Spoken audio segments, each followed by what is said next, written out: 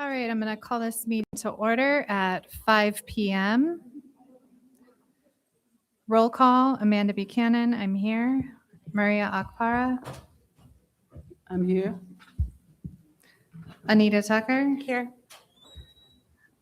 Rick Raleigh, Here. Renee Longshore. Here. All right, please stand and join me for the pledge. Right hand over your heart. Ready, begin. I pledge allegiance to the flag of the United States of America and to the republic for which it stands, one nation, under God, indivisible, with liberty and justice for all. All right, thank you. Kylie, do we have any public comments pertaining to the closed session agenda? We have one for item B7. Okay.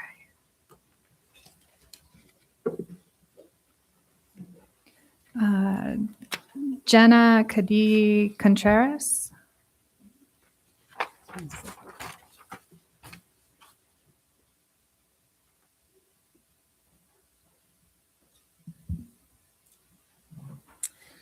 Hello, I'm a CSA at Granite Hills High School. I've been with the district for 7 years, and I'm here today to speak about item 7, security. As everybody knows, there's been layoffs, there's been hours that have been cut, and it has affected us greatly. In February, I spoke and I warned you guys how the layoffs would affect the integrity of the security on campus. People from all over the high desert came and spoke from different districts, supporting the classified staff and warning you guys what the school campuses would look like with less support staff. Yesterday, the worst possible thing could have happened. A violent fight happened. A member of our administration team was hit. A student was hurt, and she was transported to the hospital. Security did respond. There was an admin there when it happened. But because there's only 6 of us on campus, and really there was only 5 because we did not have a sub for somebody that had called off, it took quite some time to get over there. And it was a scary feeling. I was the second or third person to respond, but I was the first security to respond. And I went in knowing that I was by myself and trying not to let that admin or the para that responded get hurt. Students and staff have expressed, students and staff have expressed how uneasy of a feeling it is on campus to not see as many security.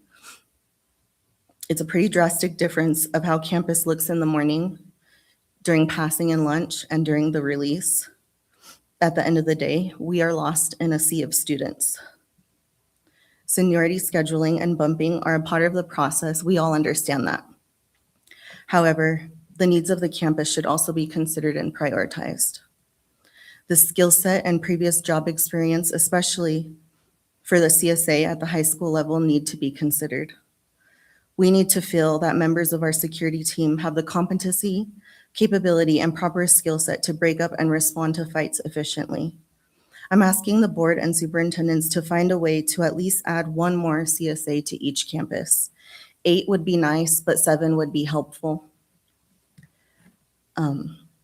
That's pretty much all I have to say. I'm sorry for getting emotional. Thank you. Thank you.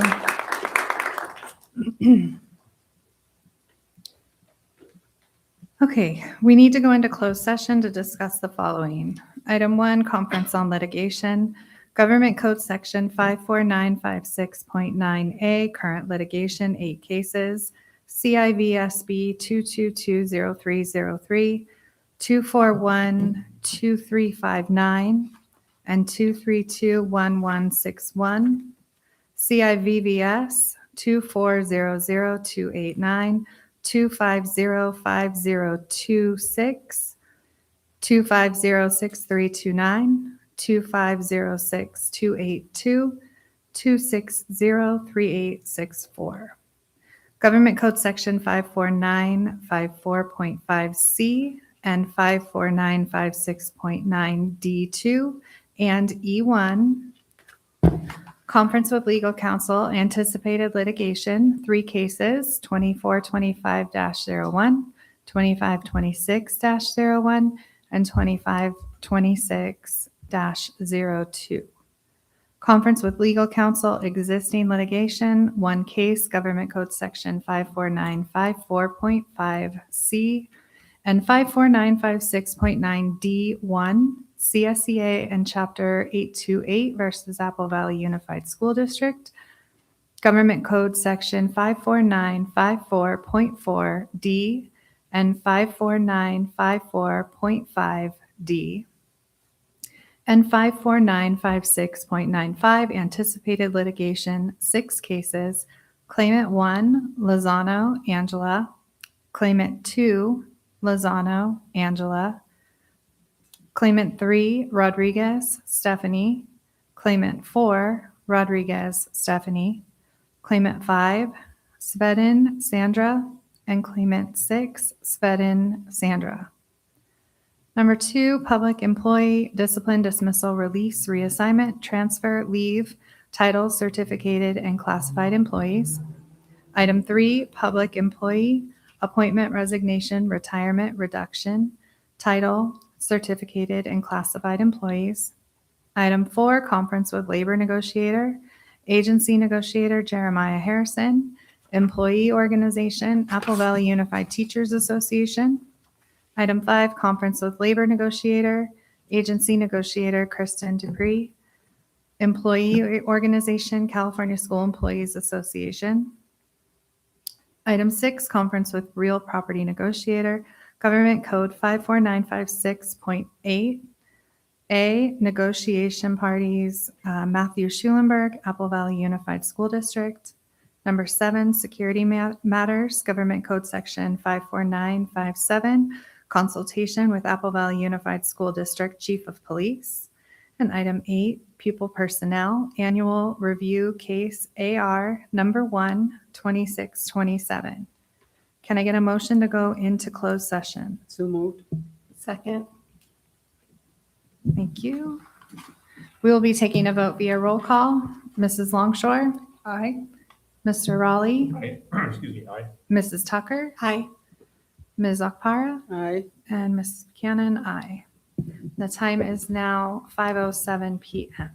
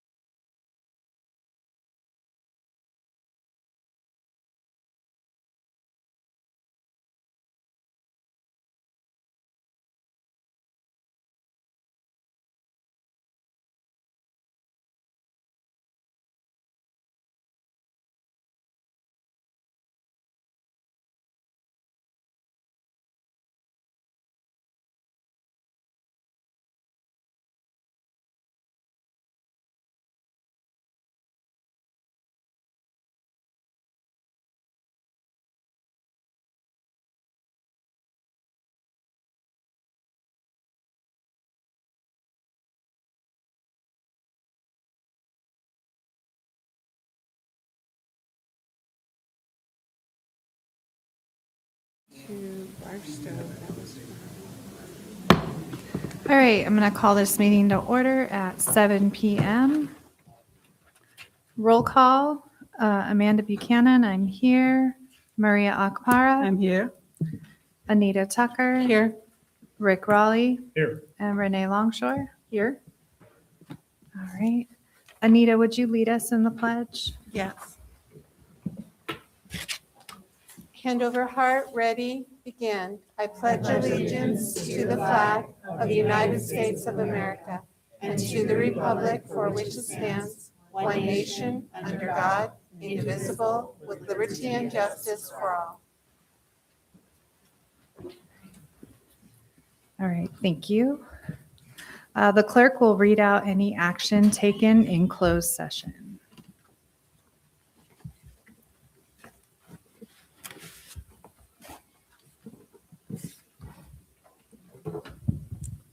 In closed session, the Board of Trustees took action in support of the following recommendations from the superintendent. B2, public employee discipline, dismissal, release, reassignment, transfer, leave, certificated and classified employees. On a motion by Mr. Raleigh, seconded by Mrs. Buchanan, the board voted to approve the recommendation of the Skelly officer regarding the dismissal of employee number 8650 effective August 14, 2026. B1, Conference on Litigation, Government Code Section 54954.5, subsection D, and 54956.95, S. Rodriguez versus AVUSD.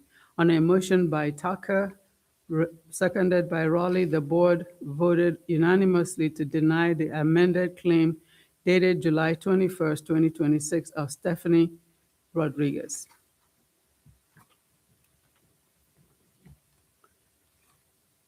B1, Conference on Litigation, Government Code Section 54954.5, subsection D, and 54956.95, S. Rodriguez versus AVUSD.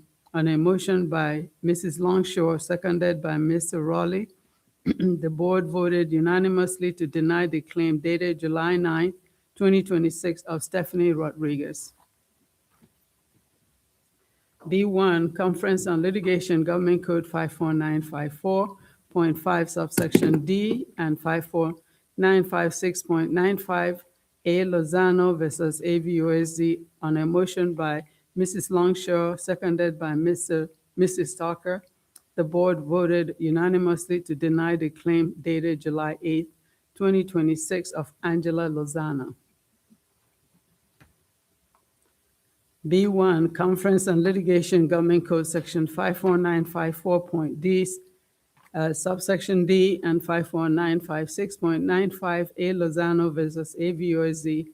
On a motion by Mrs. Tucker, seconded by Mrs. Buchanan, the board voted unanimously to deny the amended claim dated July 31st, 2026 of Angela Lozano. That's it. All right, thank you. There's two. Which two did she? I did.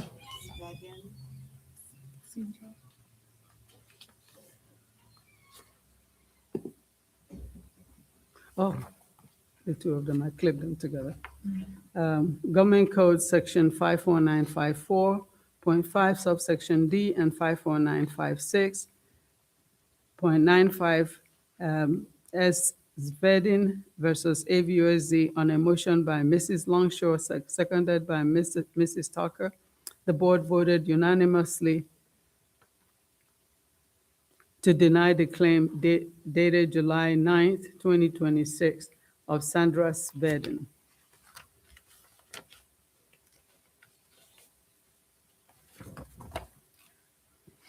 Government Code Section 54954.5, subsection D, and 54956.95, subsection .95, S. Zvedin versus AVUSD. On a motion by Mrs. Buchanan, seconded by Mr. Raleigh, the board voted unanimously to deny the amended claim dated July 21st, 2026 of Sandra Zvedin. All right. Thank you. Moving on to reports. California School Employees Association, CSEA, Grayling Eaton.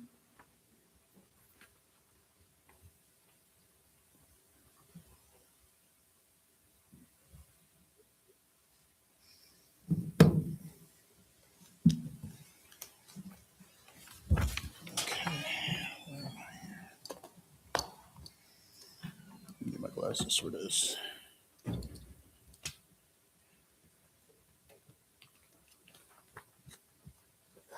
Greetings. I'm Gray Legation, CSC Labor Relations Representative assigned to Apple Valley 828, the local chapter here. Mr. Scott was unable to attend this evening, so I will start off by reading what he wanted me to say on his behalf here and then conclude with the report. Good evening, Superintendent Nelson, cabinet members of the board, President Sabers, Abuda, and my CSCA siblings. I apologize for my absence tonight and over the next few months. I will probably be serving CSCA in a higher capacity during this time, and I look forward to returning in December.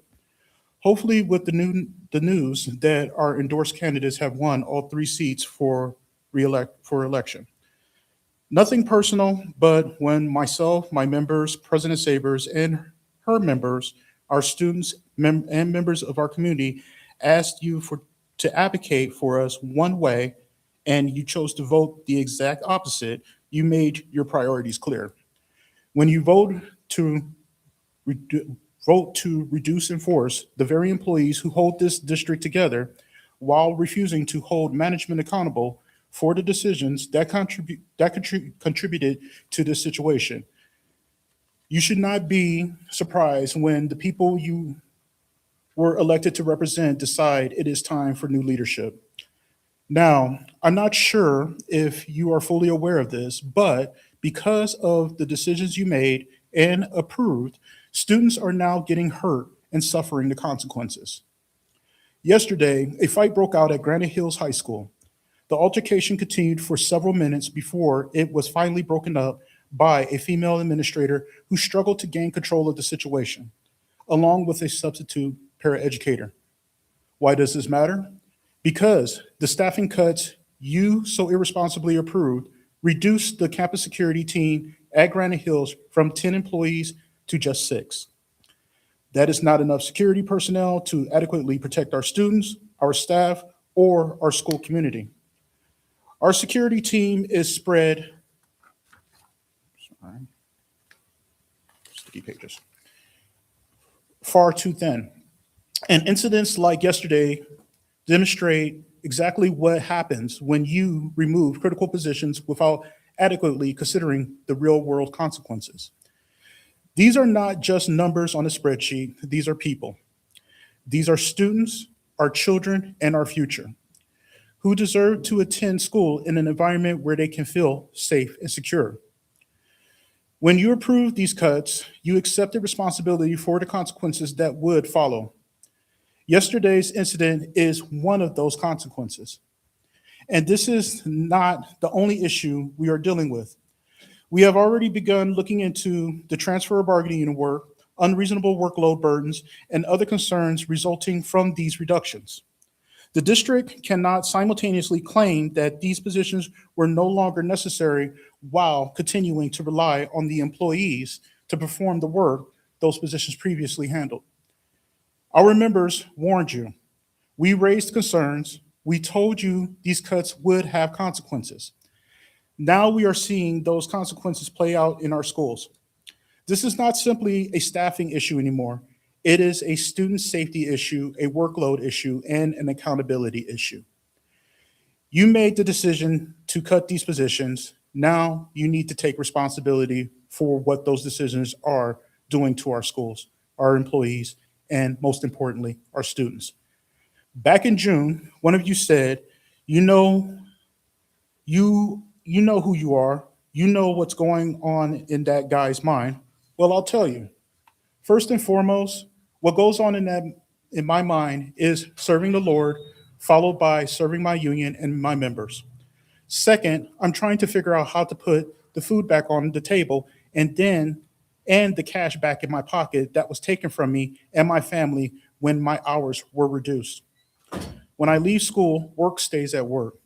You're not even relevant enough to cross my mind. Apparently, though, I live in your mind rent-free, so enjoy the next few months. Because when I return in December, I intend to bring back everything I learned during my time serving CSEA and use that knowledge to negotiate even harder, advocate even stronger, and serve my members even better. And I will continue to fight for our students because they deserve better too. This isn't personal, this is about accountability. See you in December, CSEA Chapter 828 President, J.C. Scott. And now I will continue with the conclusion of the report from CSEA. CSEA was formed in 1927 when a determined group of Oakland custodians came together to secure pension benefits for school employees who could not afford to retire. They literally found one of their coworkers living on the streets. In 1928, they successfully advanced Senate Bill 551, which became the first law in California history allowing school districts to offer retirement benefits to non-teaching classified staff. Today, CSEA is the largest classified union in the United States, representing more than 250,000 school support staff throughout California. CSEA represents classified staff in the vast majority of California schools, holding bargaining rights in approximately 700 to 750 of the state's 935 public school districts, roughly 75 to 80% of all K through 12 public school districts statewide. Our members perform a wide range of essential work in public schools and community colleges, including security, food service, clerical and office support, maintenance and operations, transportation, academic assistance, paraeducator services, library and media support, computer services, and more. We are proud of our contributions to the learning environment and to the broader community, and we strive every day to carry out our mission, improving the lives of our members, students, and communities. For more than a year, I have been watching these school board meetings, either in person or on YouTube. Ironically, after August meeting a year ago, President Scott asked me a question. What did you think? My response to him was, they don't care. The reason I say that is because I was taking note of body language. And I mean, it's on recording, so as a spectator, that's how I seen it. Since that time, it seems that whenever issues are raised in an effort to address legitimate concerns, the conversation too often shifts into something personal. I want to reaffirm publicly that everything we do as CSEA is grounded in our mission to improve the lives of our members, students, and community. One troubling trend I have personally observed is the open discouragement of free speech from multiple angles and from both sides. There appears to be a growing desire to silence advocates who are simply using their voices independently and respectfully. Even when we disagree with what is being said, we should still respect the right to say it. Free speech is a fundamental right of all citizens. Another concerning pattern I noticed is the use of public relations style tactics that often seem designed to redirect attention rather than address concerns directly. These strategies can include introducing a shocking or unrelated topic to divert attention elsewhere, flooding the conversation with positive updates, minor announcements, or reports in order to crowd out more difficult issues, attacking the credibility of the speaker or source in order to shift the discussion toward motives rather than the substance, scapegoating a third party, a lower level employee, or outside forces, releasing bad news late on Friday afternoon when public attention is typically its lowest. Now, I'm not going to get lost in the weeds by arguing whether any of this has been intentionally staged by anyone, especially given how sensitive some people may become around these observations. I simply want to share how this has appeared to me as both a spectator and a member of the audience. Perception can strongly shape public opinion.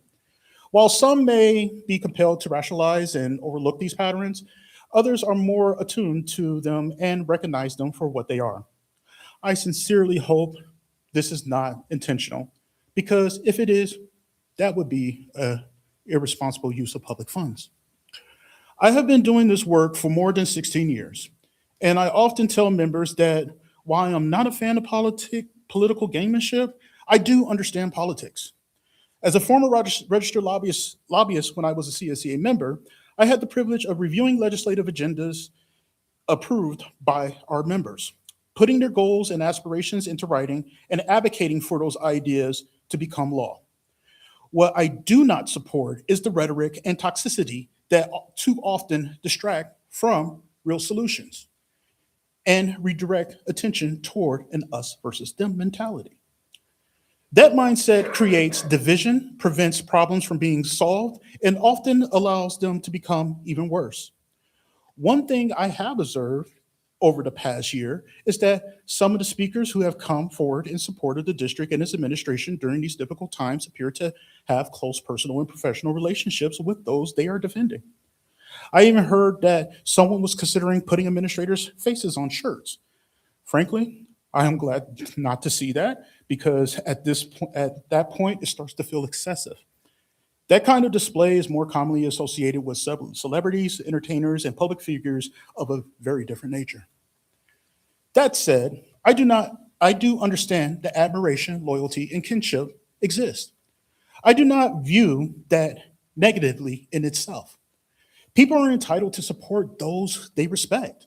However, from my observation, a common thread among many of those speakers is that they were not personally impacted by recent events and, in many cases, may have benefited from direct relationships that helped position them where they are today. I also noticed that not one of the speakers was a CSEA bargaining unit member. I want to note that by saying this publicly, I may very well inspire someone to change that in the future, but if it happens, please remember I said it first. My point is, CSEA does not want division or vitriol. We want respect. We want transparency. We want questions to be answered without accusations. And we want a standard of accountability that is fair, equitable across the board from top down. Over the last several months, especially since the winter of 2025, I have heard comments that jump to conclusions in an attempt to spin a narrative that is rooted in advocacy for classified staff. For example, excuse me, I have trained our team not to make things personal, which is why we often speak in general terms such as district, administration, or management. In many discussions, those terms are used broadly and not aimed at one specific individual. So when a chapter president speaks about raises for administrators, the intent is often to refer to management broadly and from the top down, rather than to single out any one person. Likewise, when we say district, we are speaking institutionally. The message has been clear. No administrator should receive a pay increase while staff members are experiencing reductions. That is a broad principle. In my view, it was a warranted statement. The FIGMAT report noted that management pay increases were not reported by the district. Given that lack of transparency, it is only natural that such concerns would be raised. When you combine that with recent legal changes that allow school board stipends to increase significantly, those questions became even more understandable. That is why I was surprised to hear a response focused on how underpaid district office administration is, along with pointed remarks implying that such concerns were rooted in ignorance. While I always encourage my teams across the districts, because I represent several, I work with not to make things personal. I also cannot, in good conscience, tell someone not to defend themselves once the conversation has been taken in that direction.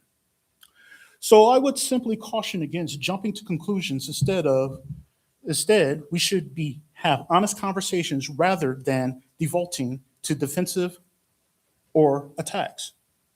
So to lighten the mood a bit, I do want to share a funny story, because this situation and some of the comments surrounded it reminded me of an experience I had over 20 years ago when I was a college student. I call it the cheese story. Now, I was born and raised in the Midwest, so there was two things that really shocked me when I came to California. Originally came to California to take care of my grandfather. He was Alzheimer's, he diabetic, one leg, had to provide full convalescent care, and I went to school at the same time. So, two things that stood out to me in the state of California: mountains, because you don't see mountains in the Great Plains. I was like awed at the magnitude of them. I'd never seen it before in my life until that point. And then the second thing was the 99-cent store. It was kind of funny because it was like, we had Family Dollars, but to actually walk in the store and see things for 99 cents totally blew my mind. And I was like, whoa. And when you're on a tight budget, college student, you're like, this is a dream come true. So I find sliced cheese. I'm like, sweet. I take the sliced cheese, and I was on the steady top ramen diet of how many ways you can make it in 1 week to survive. And cheese was one of those ways to diversify it, right? So I remember throwing that slice of cheese in the pot as the water is boiling, checking on my grandfather coming back. And the cheese just sat there. And I looked at it, and I was like, that's interesting.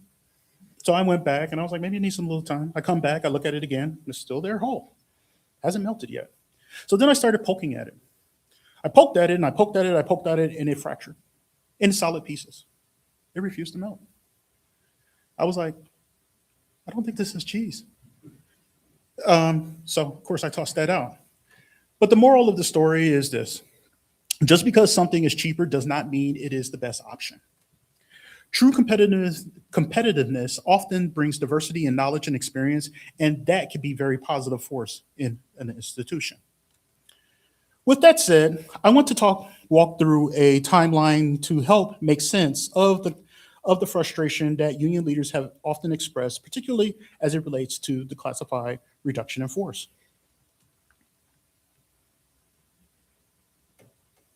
As I stated, we don't represent all districts, but I was able to pull the data from what has transpired this past year. Apple Valley ranks as one of the most severely impacted larger school districts in California when classified employee impacts are measured proportionally to bargaining unit size. The bargaining unit at the time, and of course this data is basically a couple of months old, was 925 employees, and there was 408 notices that went out. 200 of those employees suffered reduction, while actual layoffs were at 8, and I know that number has improved. Layoff notices as a percentage of the unit was over 44%. Reduction of the unit itself, as far as reductions, not reductions, but hourly and days reductions, impacted 21.6% of the unit. When you're talking about proportional rankings, as far as large districts, Apple Valley ranked number 1. Now, it's kind of funny because when you look at the raw numbers, it's a little different, but the others that came in second was Vallejo, Petaluma, Los Angeles, Parjo Valley. Now, mind you, these are different sizes. For example, Los Angeles Unified School District has over 4,300 employees, and they only saw an actual layoff of 87 of them. Why does Apple Valley stand out? Well, it's because of the 44% of the classified workforce that received layoff notices. More than 1/5 of classified force experienced a reduction in hours or work year. The district used multiple forms of workforce reduction, notices, reduction, and actual layoffs. The comparison is based on proportion of the bargaining unit, not simply raw employee counts. For an important comparison, Los Angeles had more actual layoffs in raw numbers, but its classified workforce is much larger, while 2 other districts had very high layoff rates. Apple Valley stands out because a very large share of its classified workforce was subjected to employment uncertainty and reductions. So when we compare school districts across California, not by raw numbers, but by the percentage of classified employees whose livelihoods were disrupted, Apple Valley stands at the top of the list among large districts. Nearly half of our classified workforce received notices, and nearly 1/4 experienced reduction in hours. Hundreds of dedicated employees spent months wondering whether they would have a job or whether they could continue working the hours they relied on. That is not a statistic to be proud of. It is a reflection of decisions that have a profound impact on the people who keep this district running. So, in closing, we ask that you help provide clear and public answers to the following questions so members can better understand what to expect moving forward. 1, is a restoration plan being developed to help restore as many employees as possible to where they were previously? Or is this the new normal? Number 2, is a sustainability plan being developed to ensure that reductions of this magnitude do not happen again? We would strongly prefer to avoid a repeat of this in the future. Number 3, what is the plan for health and welfare? Is the district prepared to address these concerns? And is there any consideration being given to the loss in compensation and the stress that employees are experiencing right now? Because even though we went through this process earlier in the year, they actually felt the impacts on their paychecks now. A great majority of them will feel direct impact at the end of this month. So this is something they've been living with for months. While it may be easy for some to say, get over it and move on, we must not forget those who are living this reality every day. They are looking to leadership to do what is necessary and to stay aligned with the mission we should all share, improving the lives of our members, students, and community. I hope the remainder of your evening goes well, and I hope this report helps inspire the positive direction we all need. Thank you.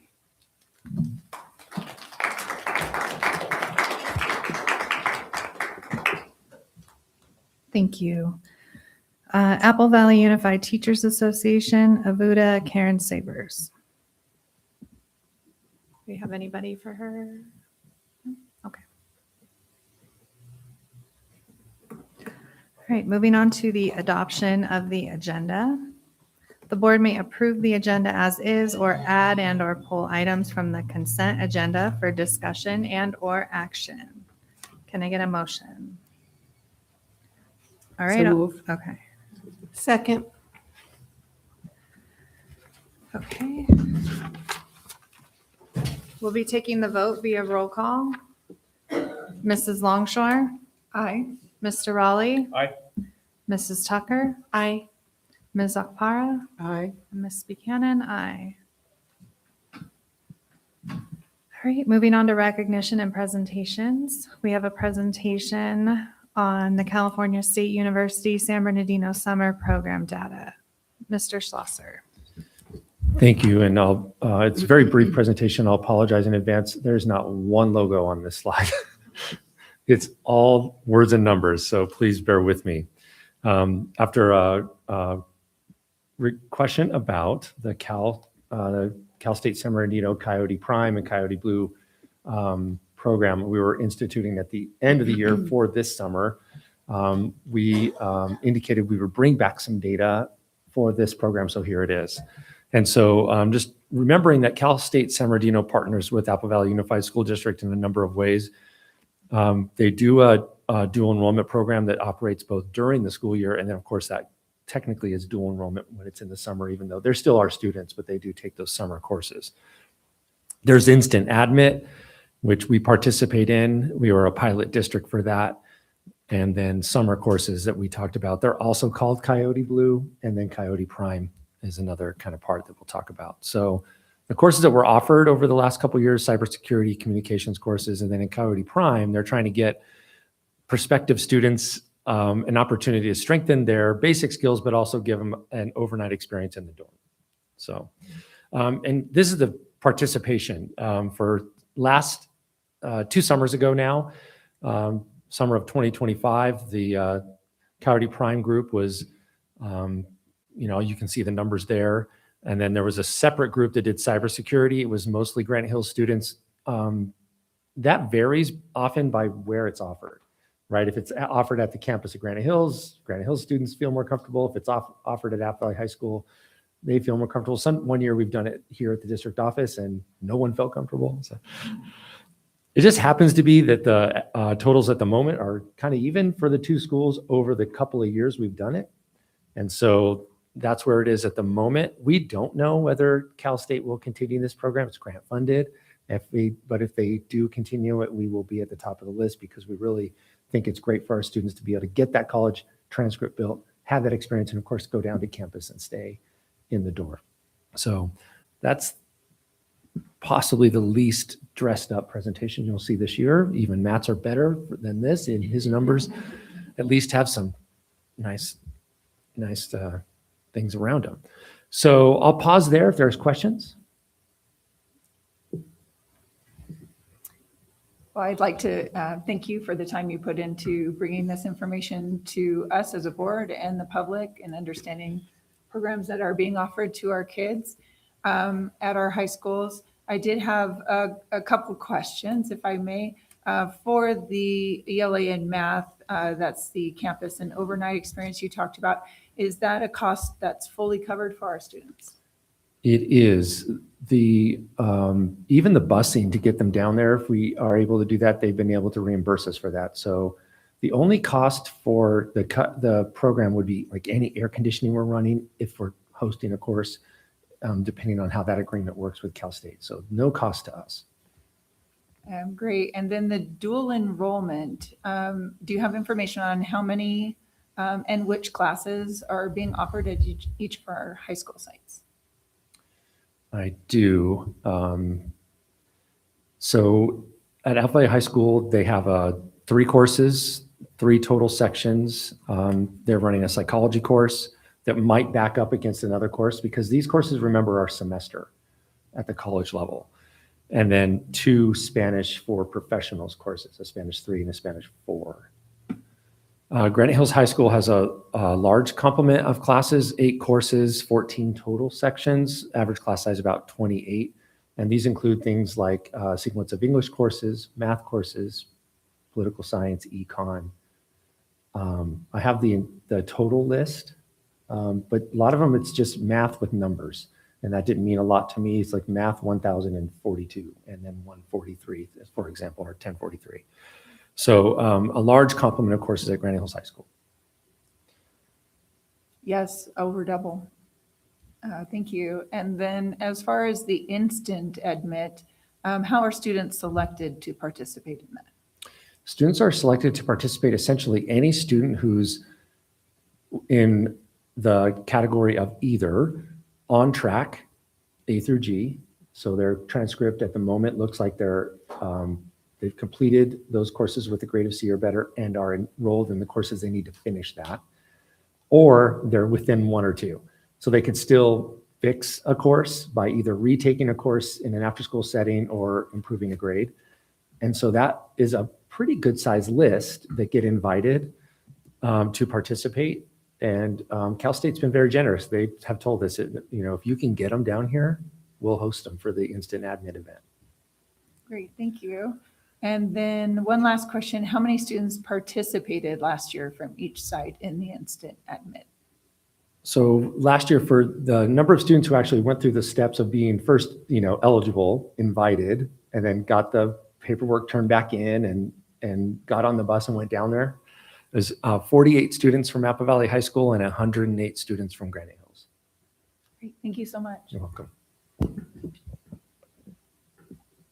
Are there any other questions? Okay. Moving on to an informational presentation on the disposition and sale of surplus real property, Mr. Schulenberg.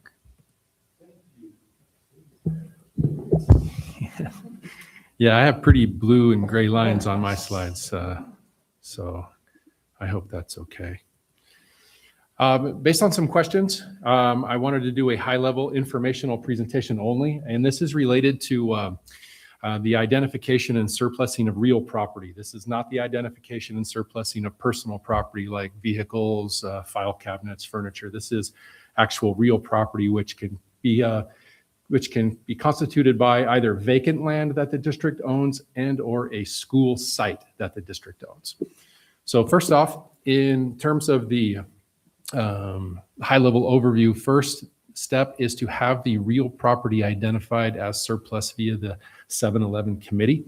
And I'll go into that in a little more detail. And then if the property is identified as surplus and the board concurs, then there are some government code and education code requirements that we would work through. The 7-Eleven committee is a board authorized facility advisory committee. It's called the 7-Eleven committee because it can have no fewer than 7 and no more than 11 members. Called out in the statute, you must have a member of the local business community, a landowner, teacher, administrator, parent, and they prefer someone with specialized knowledge. They reference environmental knowledge, building knowledge, those types of things. So there are statutory requirements in the composition of that particular committee. The primary goal or the primary duty of that committee is to actually prepare a report to the board or produce a report to the board, whether they, and making a recommendation as to the disposition of that surplus property that the board has asked them to consider. They do that by evaluating data, typically enrollment, facility use, community needs. Of course, that data would be provided by district for the committee's use.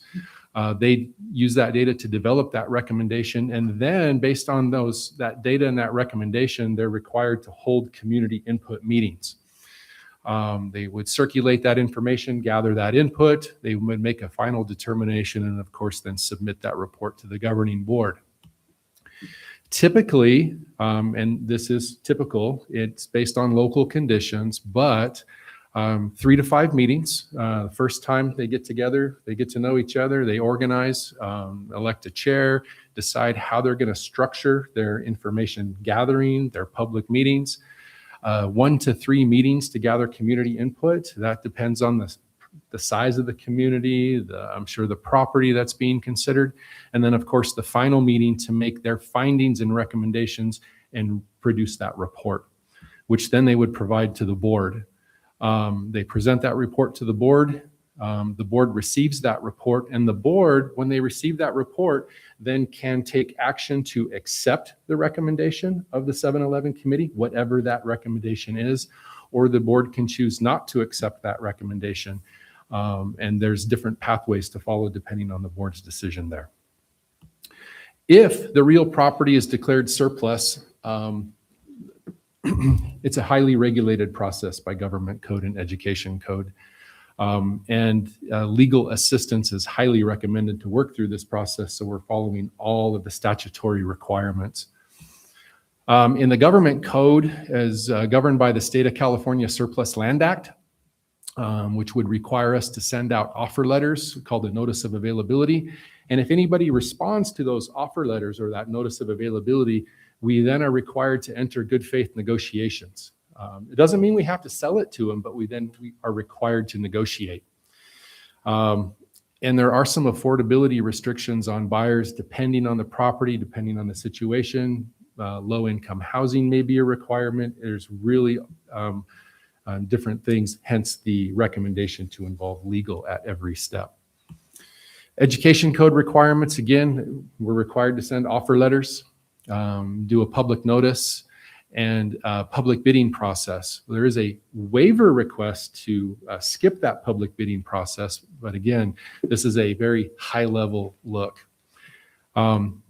If we navigate the government code, the education code, after the 7-Eleven committee declared a piece of real property surplus and the board concurred, and we sell that property, Education Code Section 17462 limits the allowable use of any proceeds from the sale of real property to the capital outlay or costs associated with maintenance of district property, and that can include property and buildings, of course.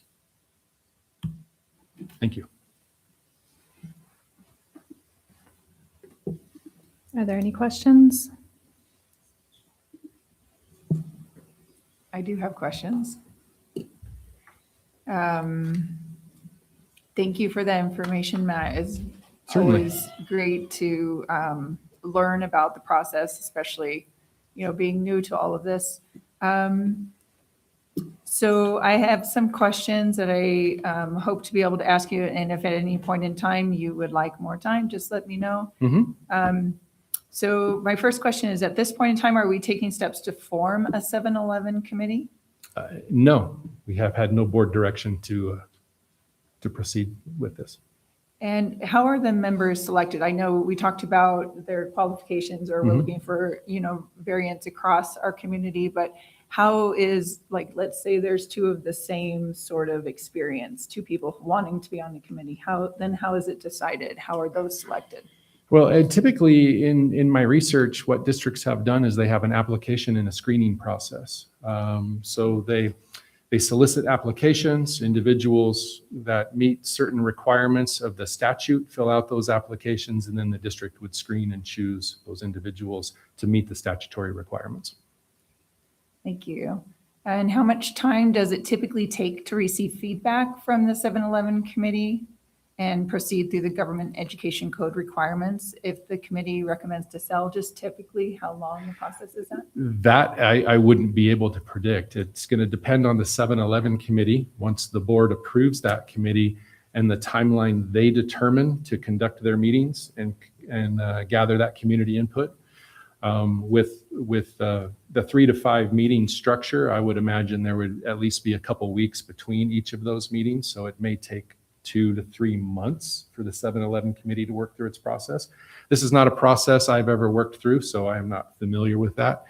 And navigating the government code and education code, I believe that would depend on how quickly any notice of availability or offer letter could be produced, how many responses, how long the good faith negotiations could take. It would be very difficult to predict a timeline. It would be very fluid. Mm-hmm. Yes, thank you. The ballpark was perfect. I appreciate it. And are you familiar with typically how much the legal fees are to facilitate this? No, I'm not. Again, that's going to depend on the counsel that the district retains. Attorneys have hourly billing rates, and they can vary significantly between different attorneys and their expertise levels. And again, the amount of time required, the number of notices that are required to produce. So again, it would be very difficult to predict at this time. Okay, thank you. And then I noticed that any proceeds of this sort of process in selling either, vacant land or a school site Yes. is put into capital outlay. So are those funds able to be used for things such as, building a stadium or upgrading what we already have? Yeah, that would be the definition of capital outlay. It would be the construction, modernization of any construction of a new facility or modernization of an existing facility. So Yes, those including a building of a stadium? Certainly, that would be the construction of a new facility. Okay, great. Thank you.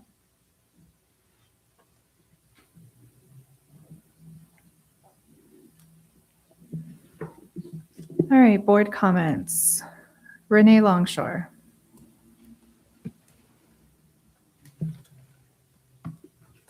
Well, good evening, everybody, and welcome back. I don't know about you, but my summer was not long enough.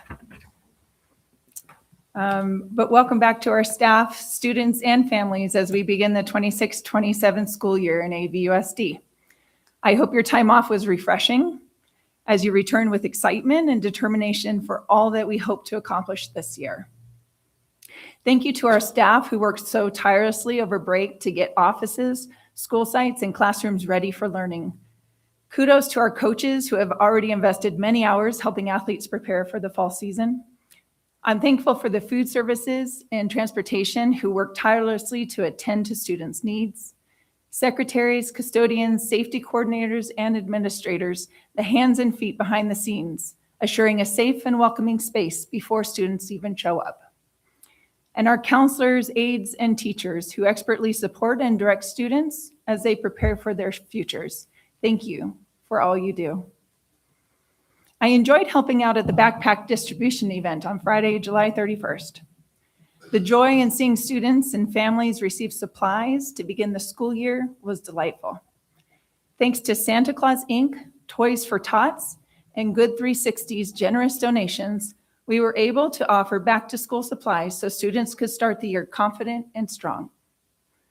I also want to give a special shout out to Walmart for their donations and our Family Center supervisors, coordinators, nurses, and Andrew for the countless hours they dedicate to supporting our families.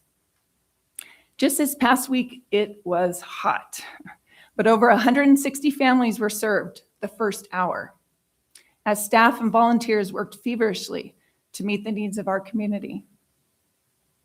I want to bring to the board's attention that on July 31st, that same day as the backpack distribution, Ms. Buchanan publicly confronted me in direct violation of our governance handbook. Again, she mistakenly believed I had not RSVP'd and felt the need to scorn me in front of families and staff. Ms. Buchanan, why would you assume and not confirm the information you received? Shouldn't we make every attempt to encourage all volunteers?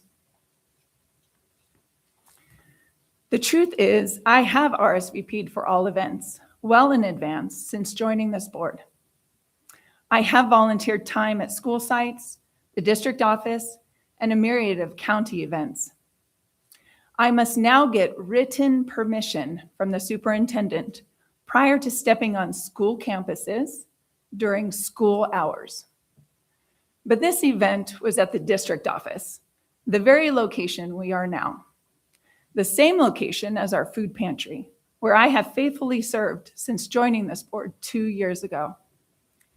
Why would this board want me to stop distributing food and supplies to families?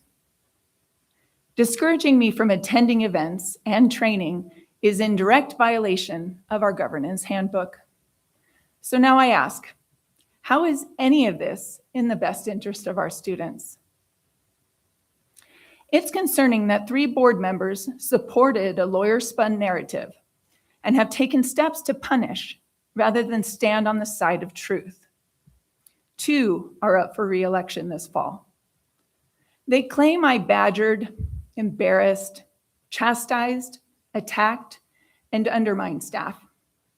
It must have taken a lot of time to make that stuff up. How much did you pay lawyers? At this point in time, I call on Ms. Buchanan, Ms. Zakpara, and Mr. Raleigh to provide video evidence and prove their accusations and a very public assault on my character listed as a basis for the censure.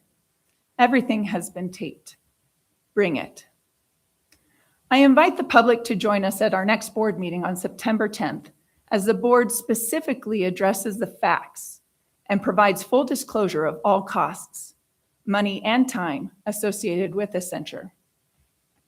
Ms. Buchanan, Ms. Zakpara, and Mr. Raleigh, prove you are working on behalf of the public during discussion item, public response to the censure of Renee Longshore. Yes, that's right. I was able to add an agenda item without the approval of 2 other members. Turns out this arbitrary requirement was made up. Some board members have repeatedly denied me an equal standing on this dais for the past 2 years.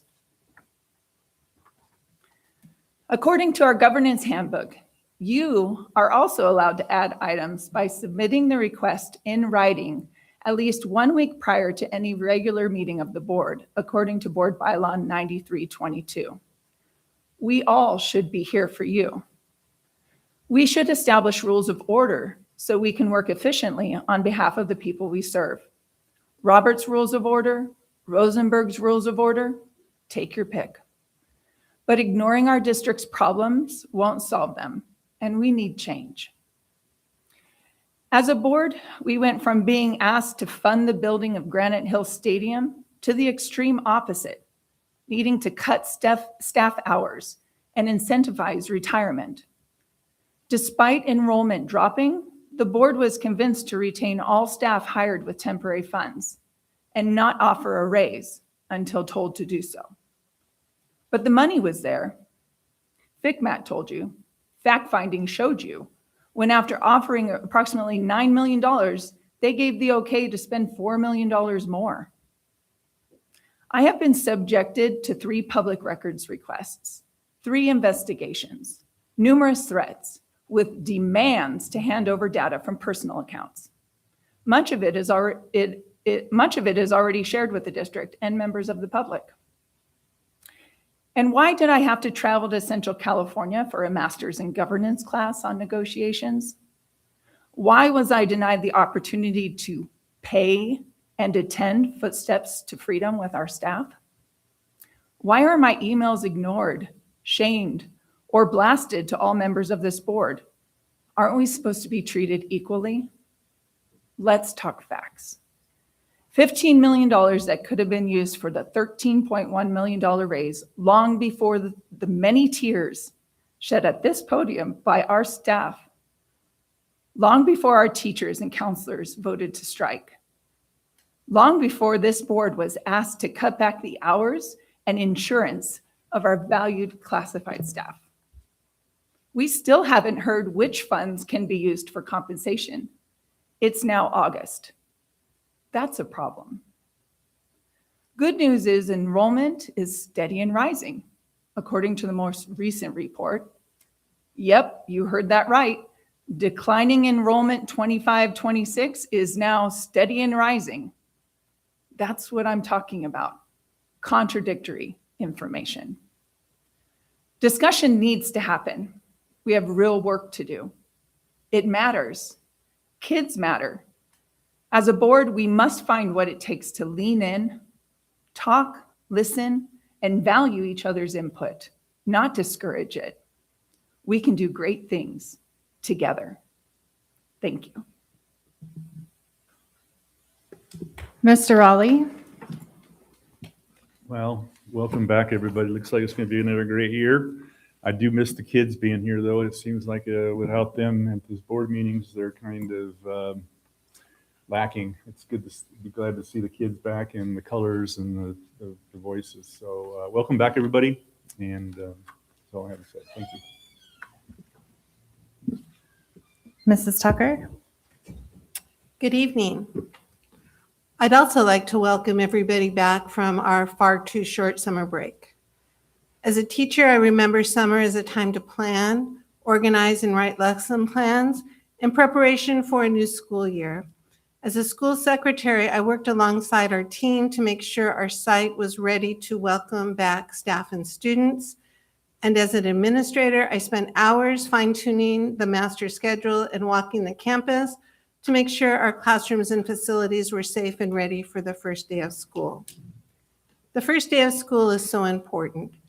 I've experienced many of them as a student, a parent, a classified, certificated, and management employee, and now as a board member. And every time I've struggled to sleep the night before, only to wake up excited, optimistic, and hopeful about the school year ahead. This year, I was truly honored to be able to welcome our students and families back to school on the first day. I arrived at Granite early because I didn't want to be delayed by traffic, and I watched as the cheer squad, ASB students and staff, link crew, teachers, administrators, and the support staff formed a welcoming tunnel for students as they stepped off the buses to begin their first day. I was able to help students find their first period classes and welcome them to campus. One teacher in particular, Mr. Ivers, he had first period prep, but he was there helping students, all the students, and walking them to their classes and making sure they had a great first day. At Phoenix Academy, everyone was out in force, making sure students knew where to go, helping them find their classes. At Rancho Verde, the students and parents were beaming as they arrived, and parents were able to walk their children to class. The entire staff was outside welcoming them. I also saw Mr. Schulenberg, Mr. Slosser, and Mr. Conrad at our sites. Across the district, our employees were working together to make sure every child had the best first day possible. As a teacher, I always felt such excitement and hope for each child on that first day. I saw that same optimism in my fellow teachers, the belief that every student could be successful. And I always hoped and prayed that this spirit of hope and optimism would continue throughout the year, because I've never seen a child come to school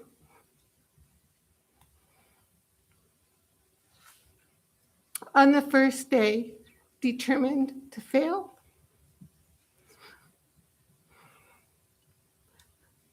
Parents come to school with the hope for their children to learn and grow. Teachers have worked hard to design lessons that engage and to support the students. Our management, classified, and certificated and support staff work every day to make sure that everything is in place for our students. It truly takes a team to ensure that each and every student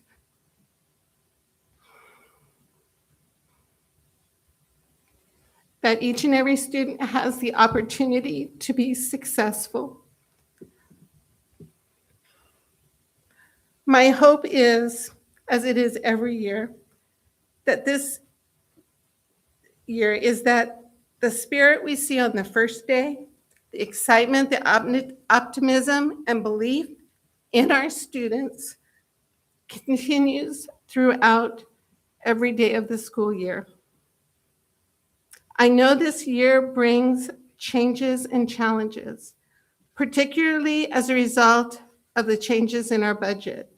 I know our administrators, bargaining units, and staff are working together to navigate those challenges and ensure that our classrooms and schools continue to serve our students well. There is always some adjustment at the beginning of a new school year, but I have confidence that our Apple Valley Unified School District team is working hard to ensure as smooth a start as possible. I was also very excited to be invited to welcome our new teachers, counselors, and speech pathologists on their first in-service day. It was truly wonderful to have the opportunity to talk with them and get to know a little bit about each one of them.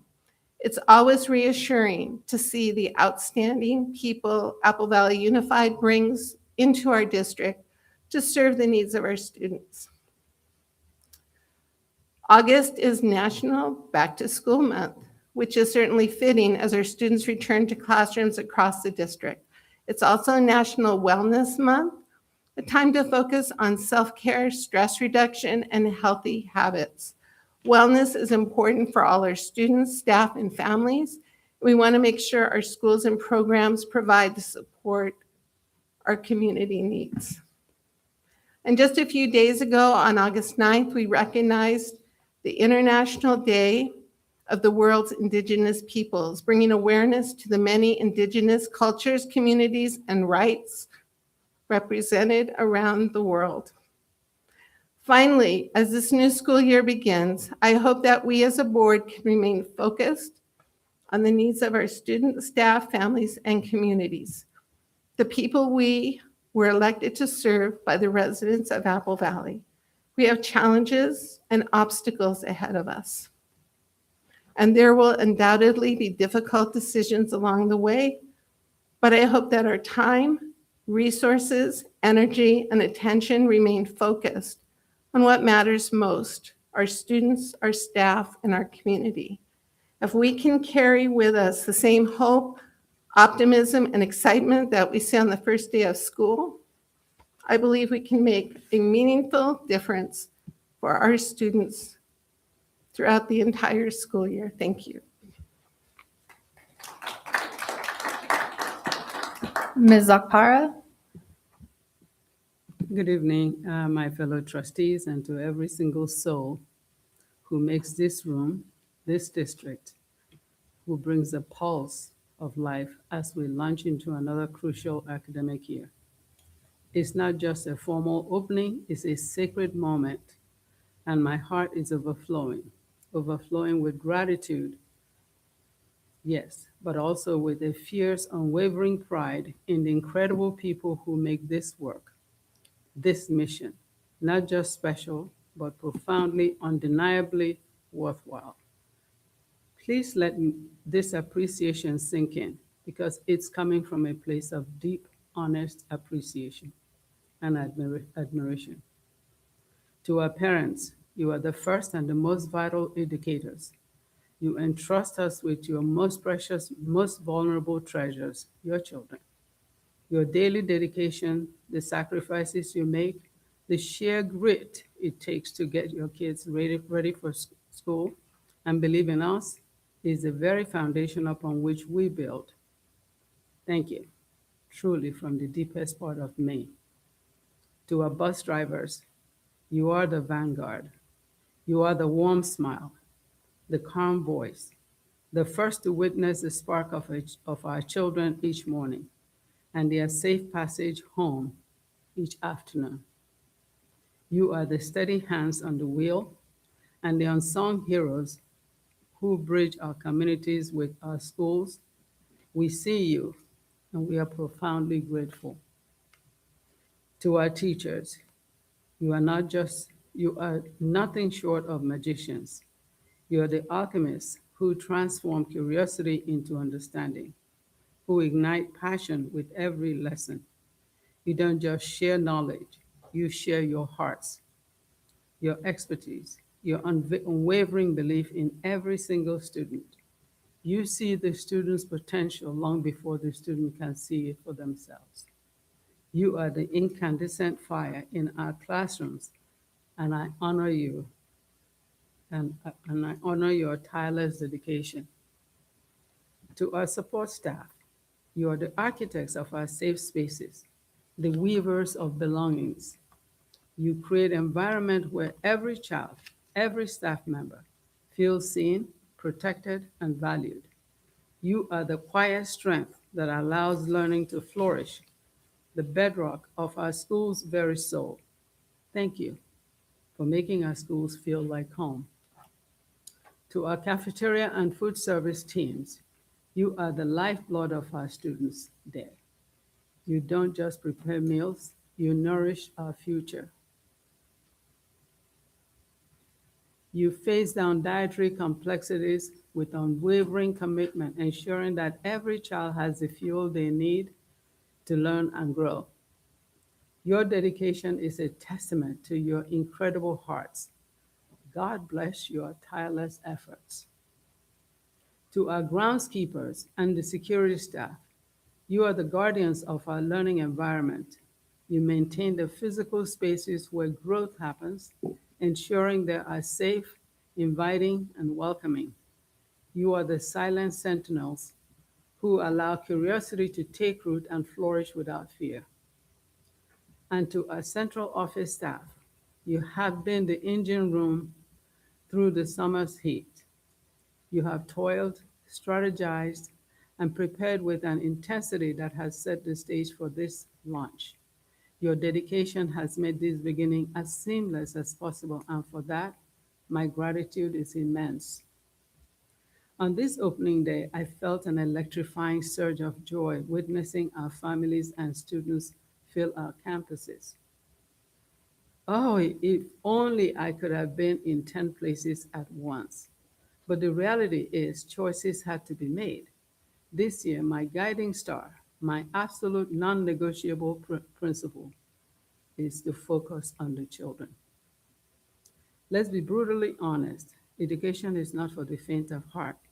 It is demanding, transformative, and we must refuse, absolutely refuse to let our students be defined by the arbitrary lines of their zip codes, the economic circumstances of their families, the language they speak at home, or any external perception that seeks to limit them.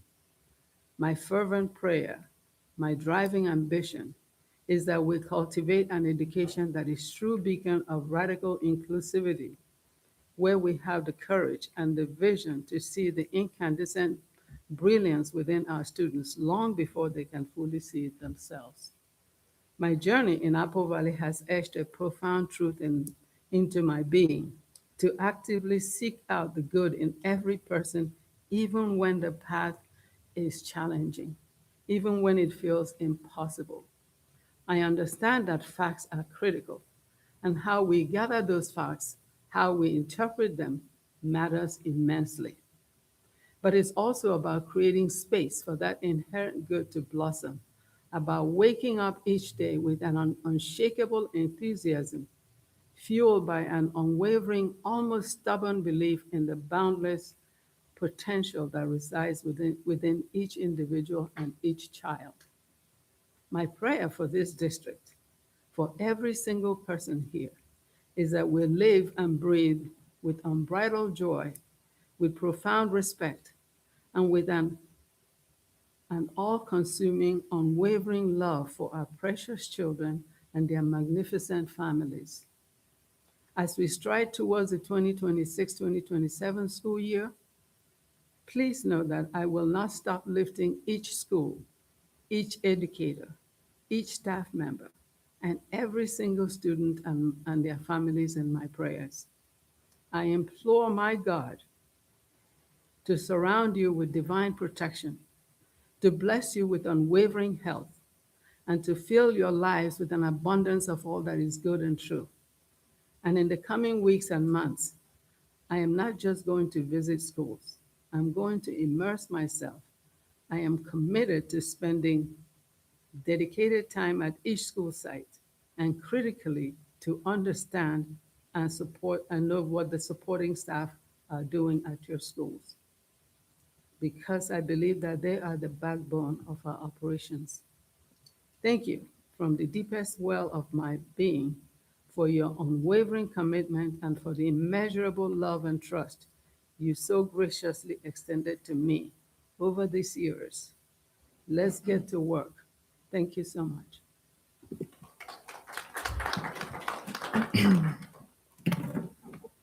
All right, thank you. Thank you, everybody.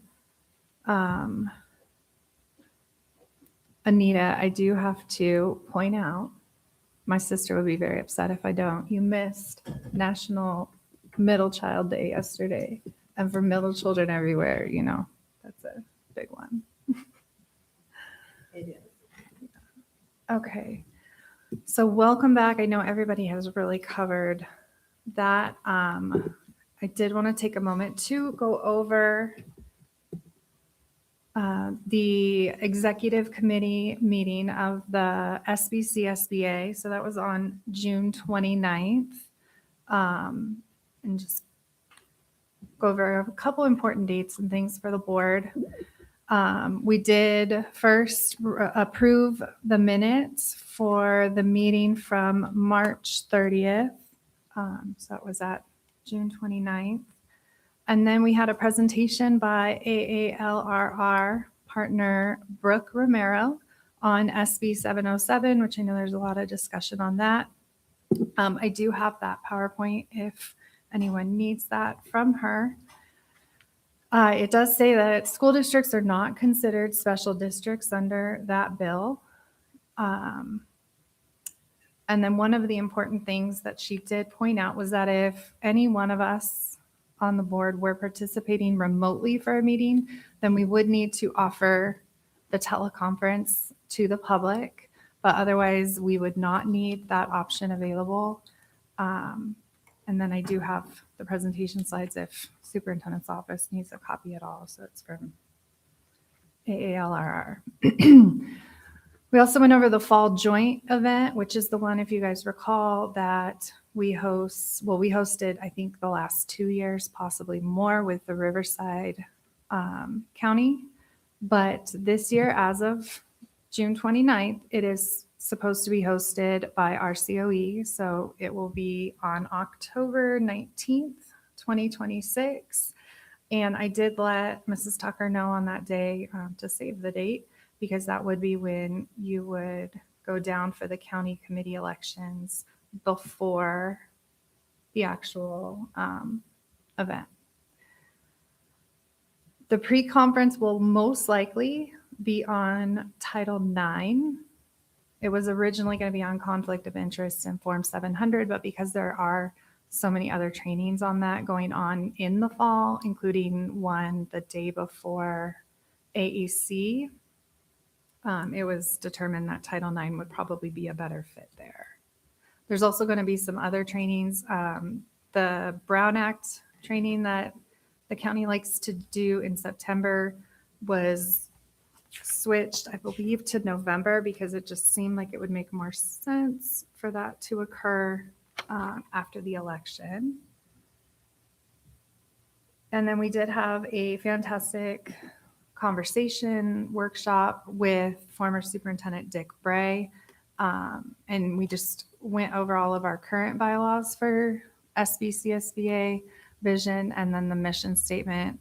And definitely a shout out to Maria Gomez for wordsmithing some of that and getting everybody's idea on that. So from over in Hesperia, that went very well. So that is it. I do, like I said, I've got all the handouts and everything from all of that if anybody is interested. But that is it for me. Superintendent Nelson. So right before school started, we were at National Night Out last Tuesday. And this year we ended up in a spot that had trees and we didn't even have to have an easy up. It was probably our favorite spot of all of the years that we've participated. And so we've already asked if we can be back there again next year. Turnout was not as high, I don't believe. We didn't see as many kids come through, but the families that did come through, it was wonderful to see them. And then, well, I know that the backpack giveaway was mentioned. We have had several events tied to things like backpack giveaway and other evenings where families who were struggling with the app for Focus, meaning our new student information system, could come and get assistance in logging in and adding that app to their phones. And so I appreciate the staff that came up with the idea to attach it to some of those other events so that we could just lead them to another room and support them. This year, we began with several of our families dealing with tragedy. And yet, as our days go on, several were navigating how to move forward themselves. And I know that there has been such support from the schools that had loss. And I appreciate that, you know, school hasn't started and they're ready to do crisis response and all of the things that go behind the scenes. But very difficult startup on the personal side, meaning so many of our kiddos dealing with such grief. It's been my tradition for as long as I can remember in this district to go to every school site the first day of school, not because I'm the superintendent, just because I was in ed services at the time or HR, and it was, I feel, pretty easy to do. Can only get to 3 schools for their startup, but it's interesting to be there to support. I was at Mariana and realized that there were buses coming a little bit early and there was nobody out at the circle to remove the sign. So that became my role and it was fine. I got to wave to the kids on the buses and then greet the families that were crossing to go to their classrooms.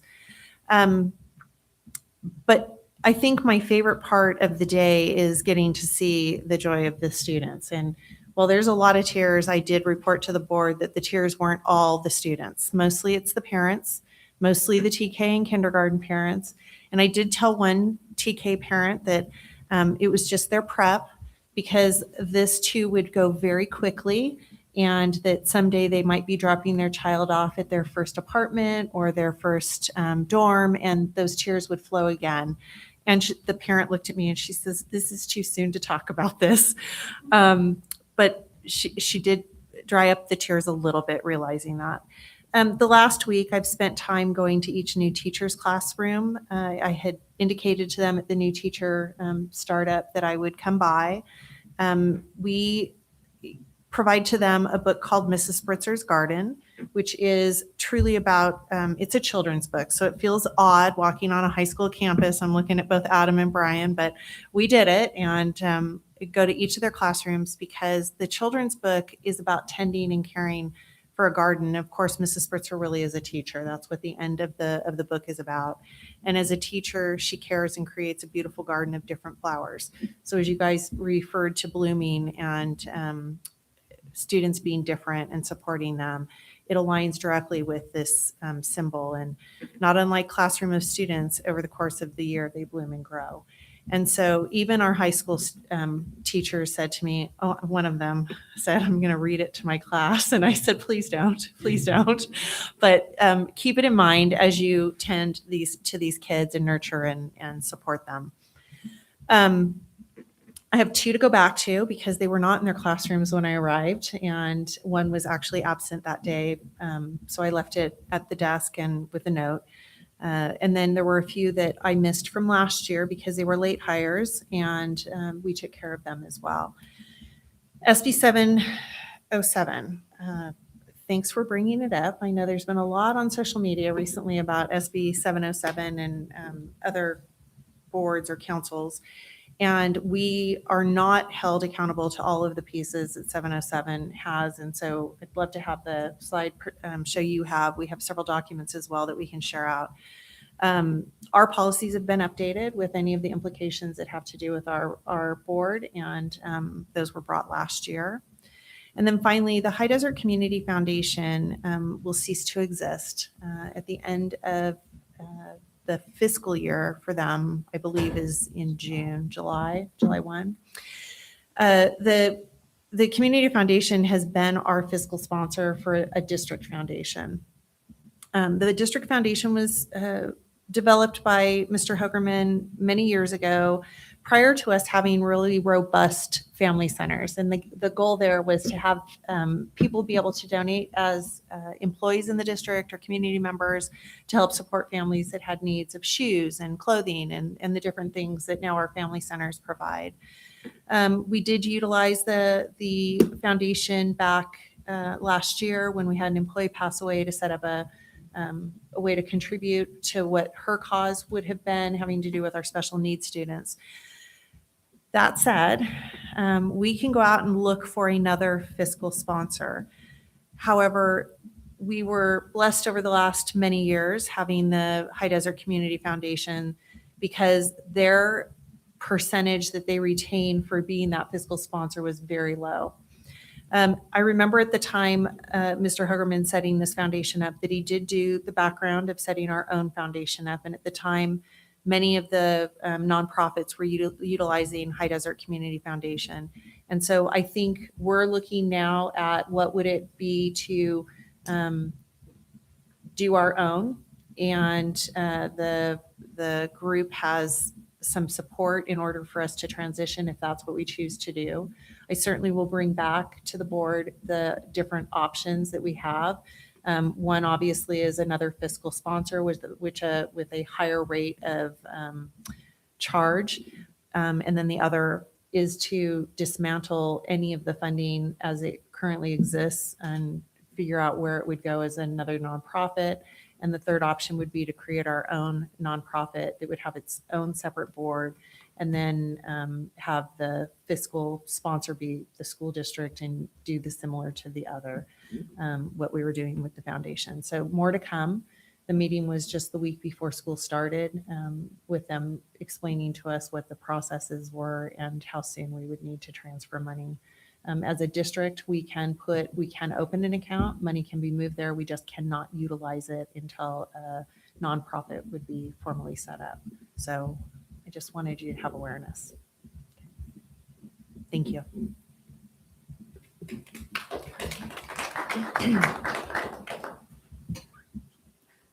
Kylie, do we have any public comments? I do not have any cards at this time. Do you have one? Okay.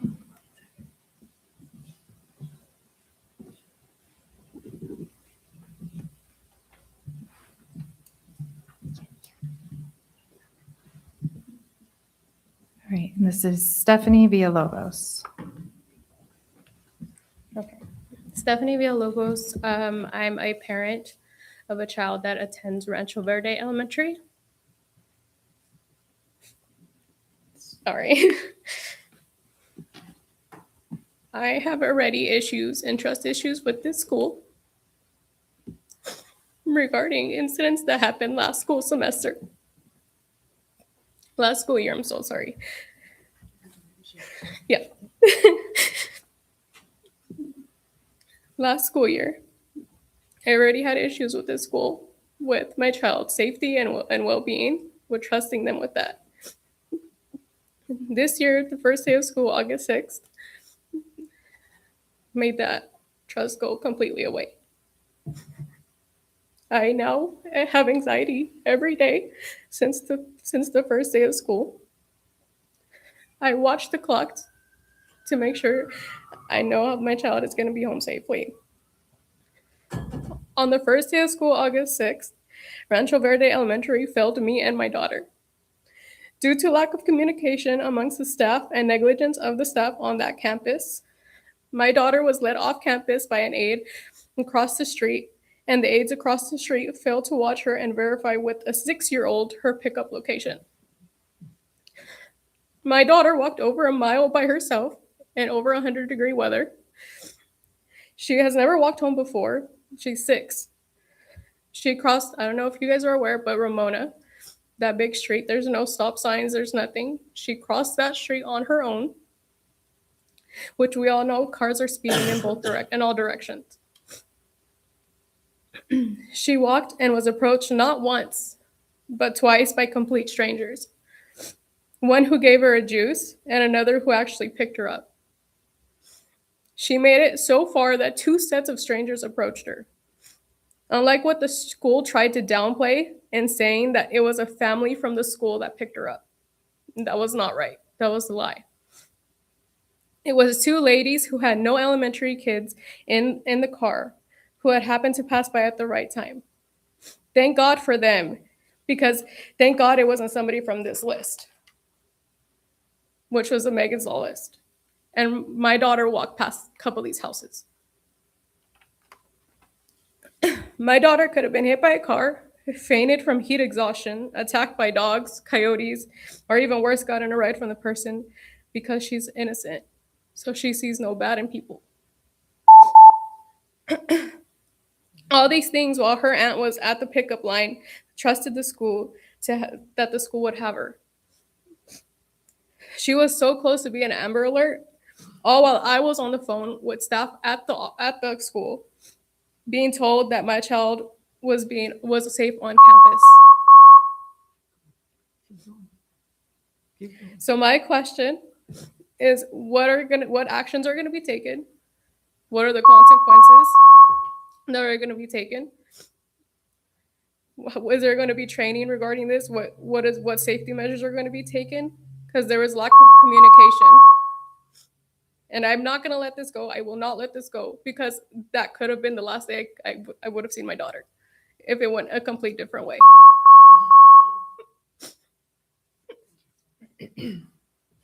Thank you. Please know that the district is fully investigating how it happened.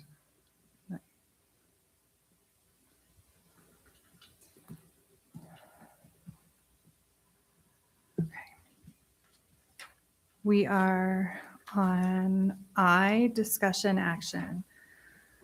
Do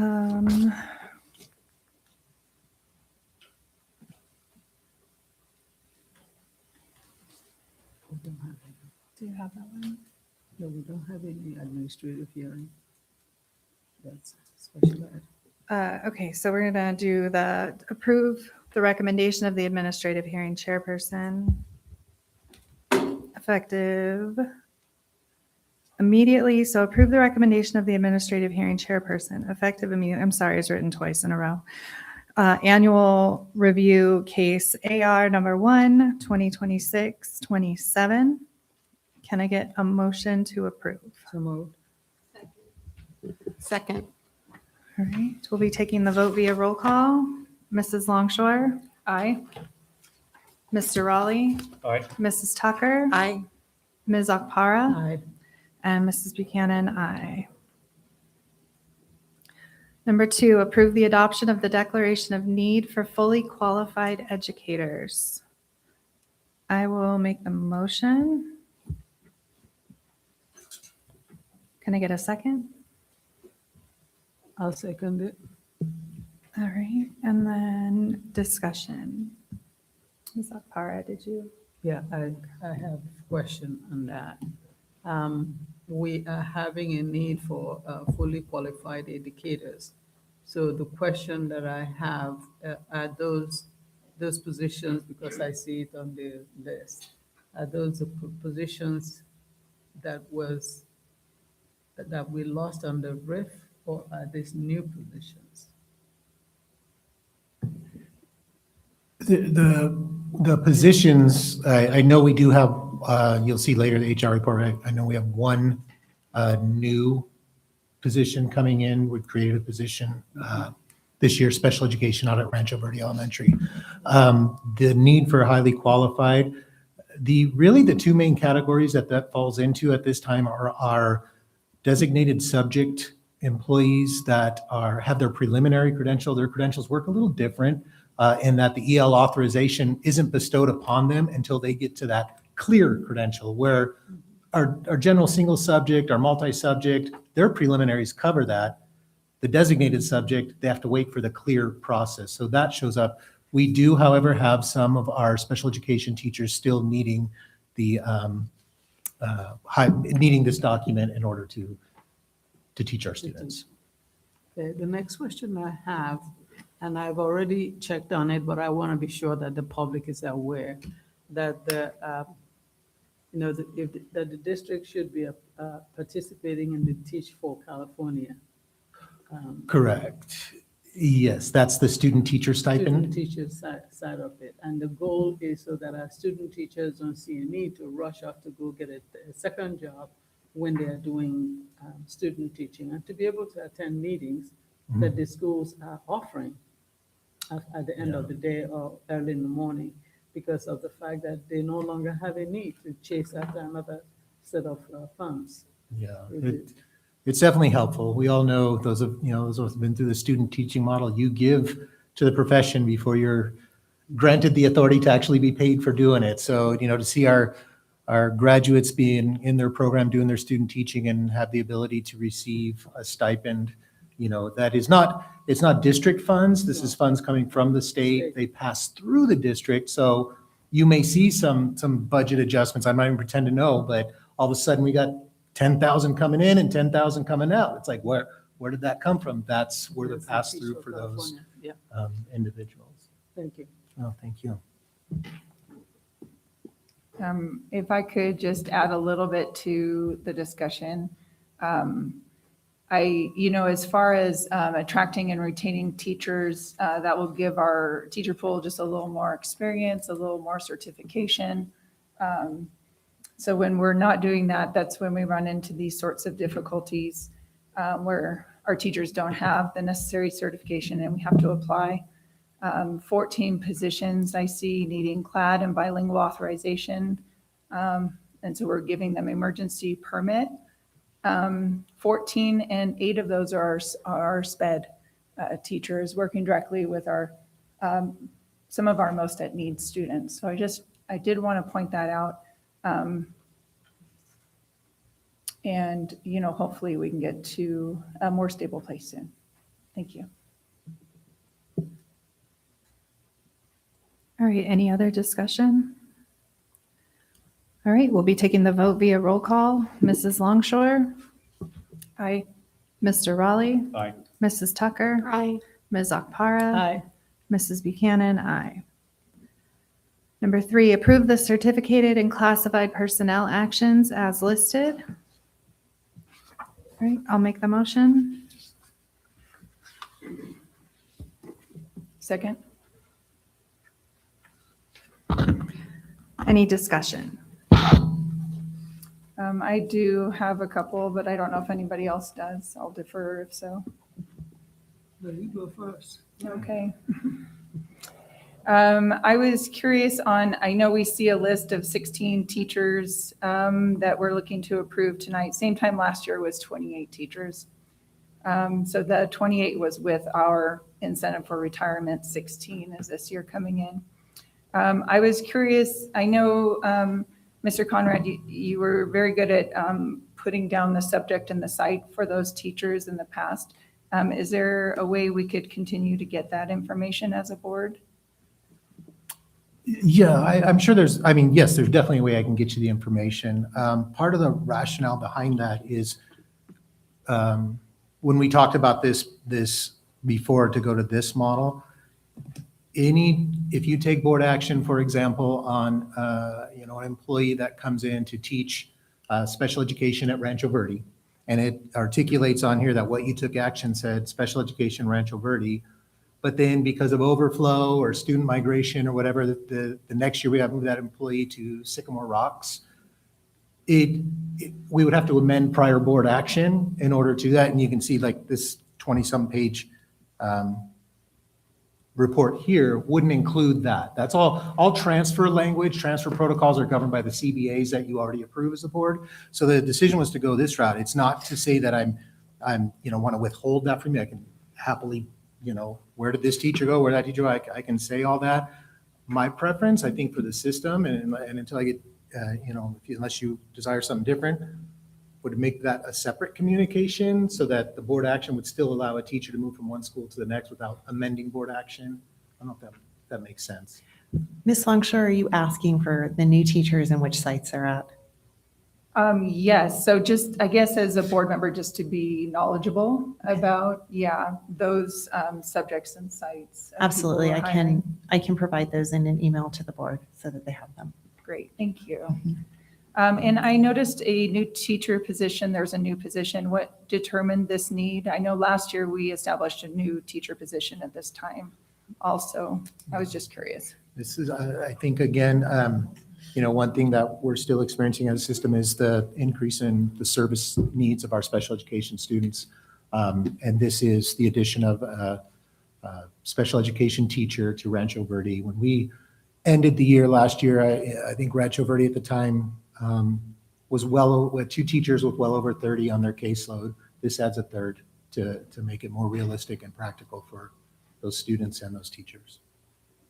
Okay, great, thank you. And my last, I just want to note our extra duty assignments. I see our Apple Valley High School CTSO Skills USA advisors, 14 of them are up to $2,000 this year for that stipend, so that they're now comparable to Granite Hills High School. So thank you. Ms. Longshore, are you thinking they were not comparable as far as their stipend? Because the stipend is dictated by the contract. Oh, I had looked back and it said 1,000 was for Apple Valley High School, the same position CTSO Skills USA for Yeah, last year. Mr. Slosser is ready to answer that. I can explain that. Yeah. It's actually, the stipend is $1,000 per semester. Sometimes they're submitted for the year. And then also, we don't know for sure who's going to go on to the kind of the third semester, which is summer. And so once we know that, we submit them. So you will sometimes see from all the schools who are sending students to any summer competitions, another stipend amount to honor their summer work. So just make sure I'm clear. So 1,000 for each semester, so 2,000 total. And then 1,000 additional if they accompany students to skills nationals. Nationals. Okay, thank you so much for the clarification.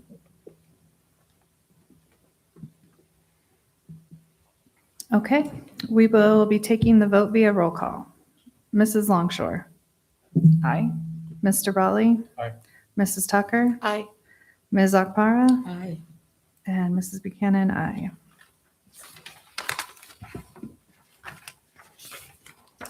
Number 4, approve the recommendation of the requested leave as noted. I'll make the motion that we approve it. Second.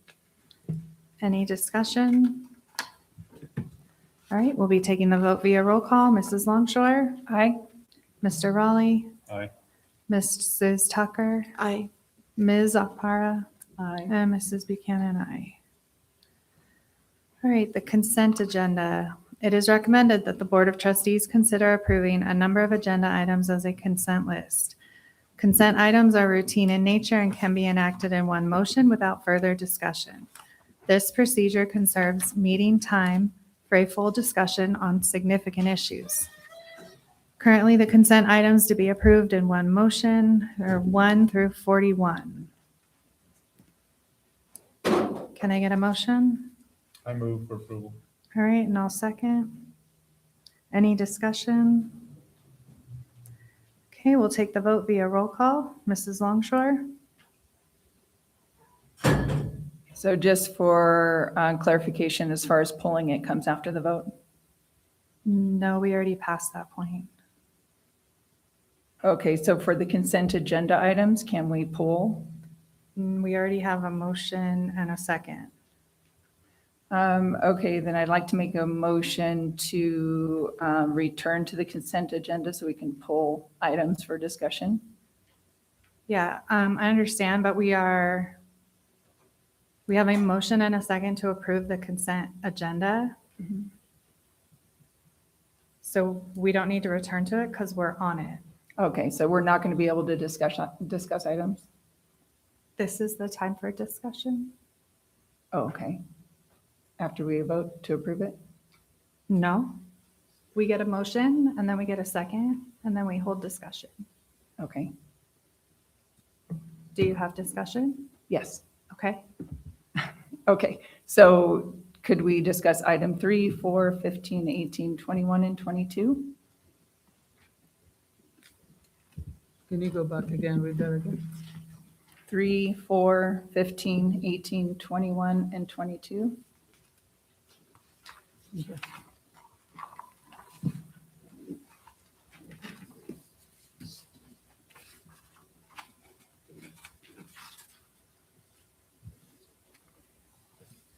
Okay, I just had some questions with item 3.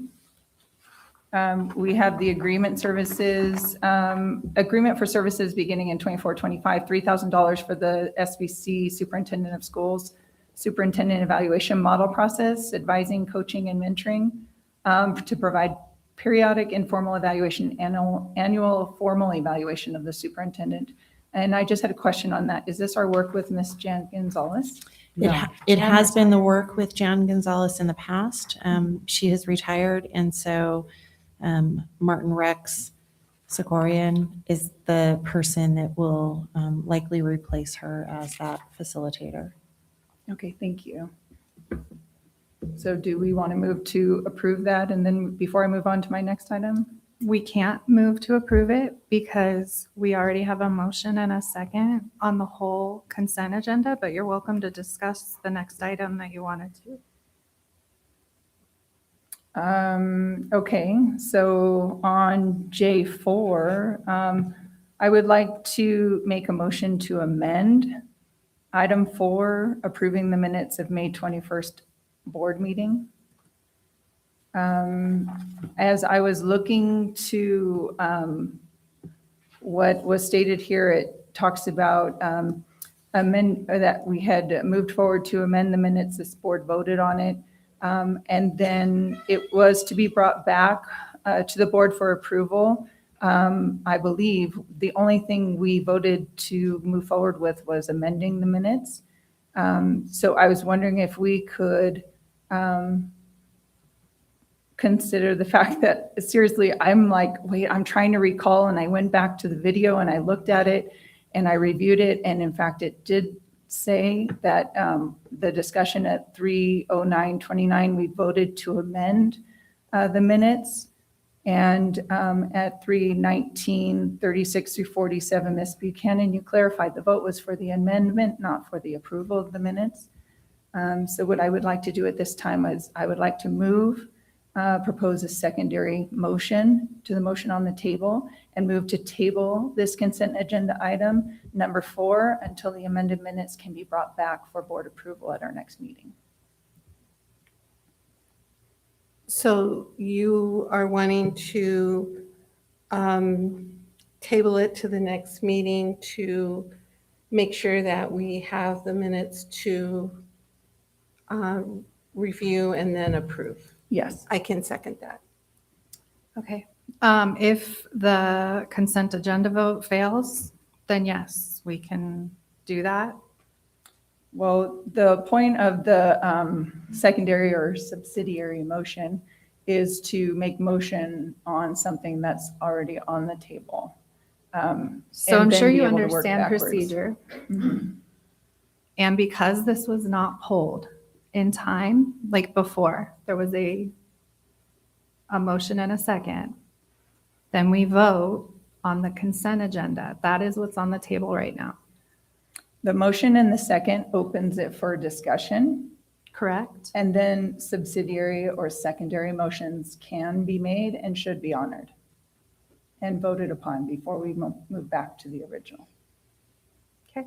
That's why we need rules of order. Yeah. Would you like to bring up Number 15, I believe I have a motion and a second on the table. as do we.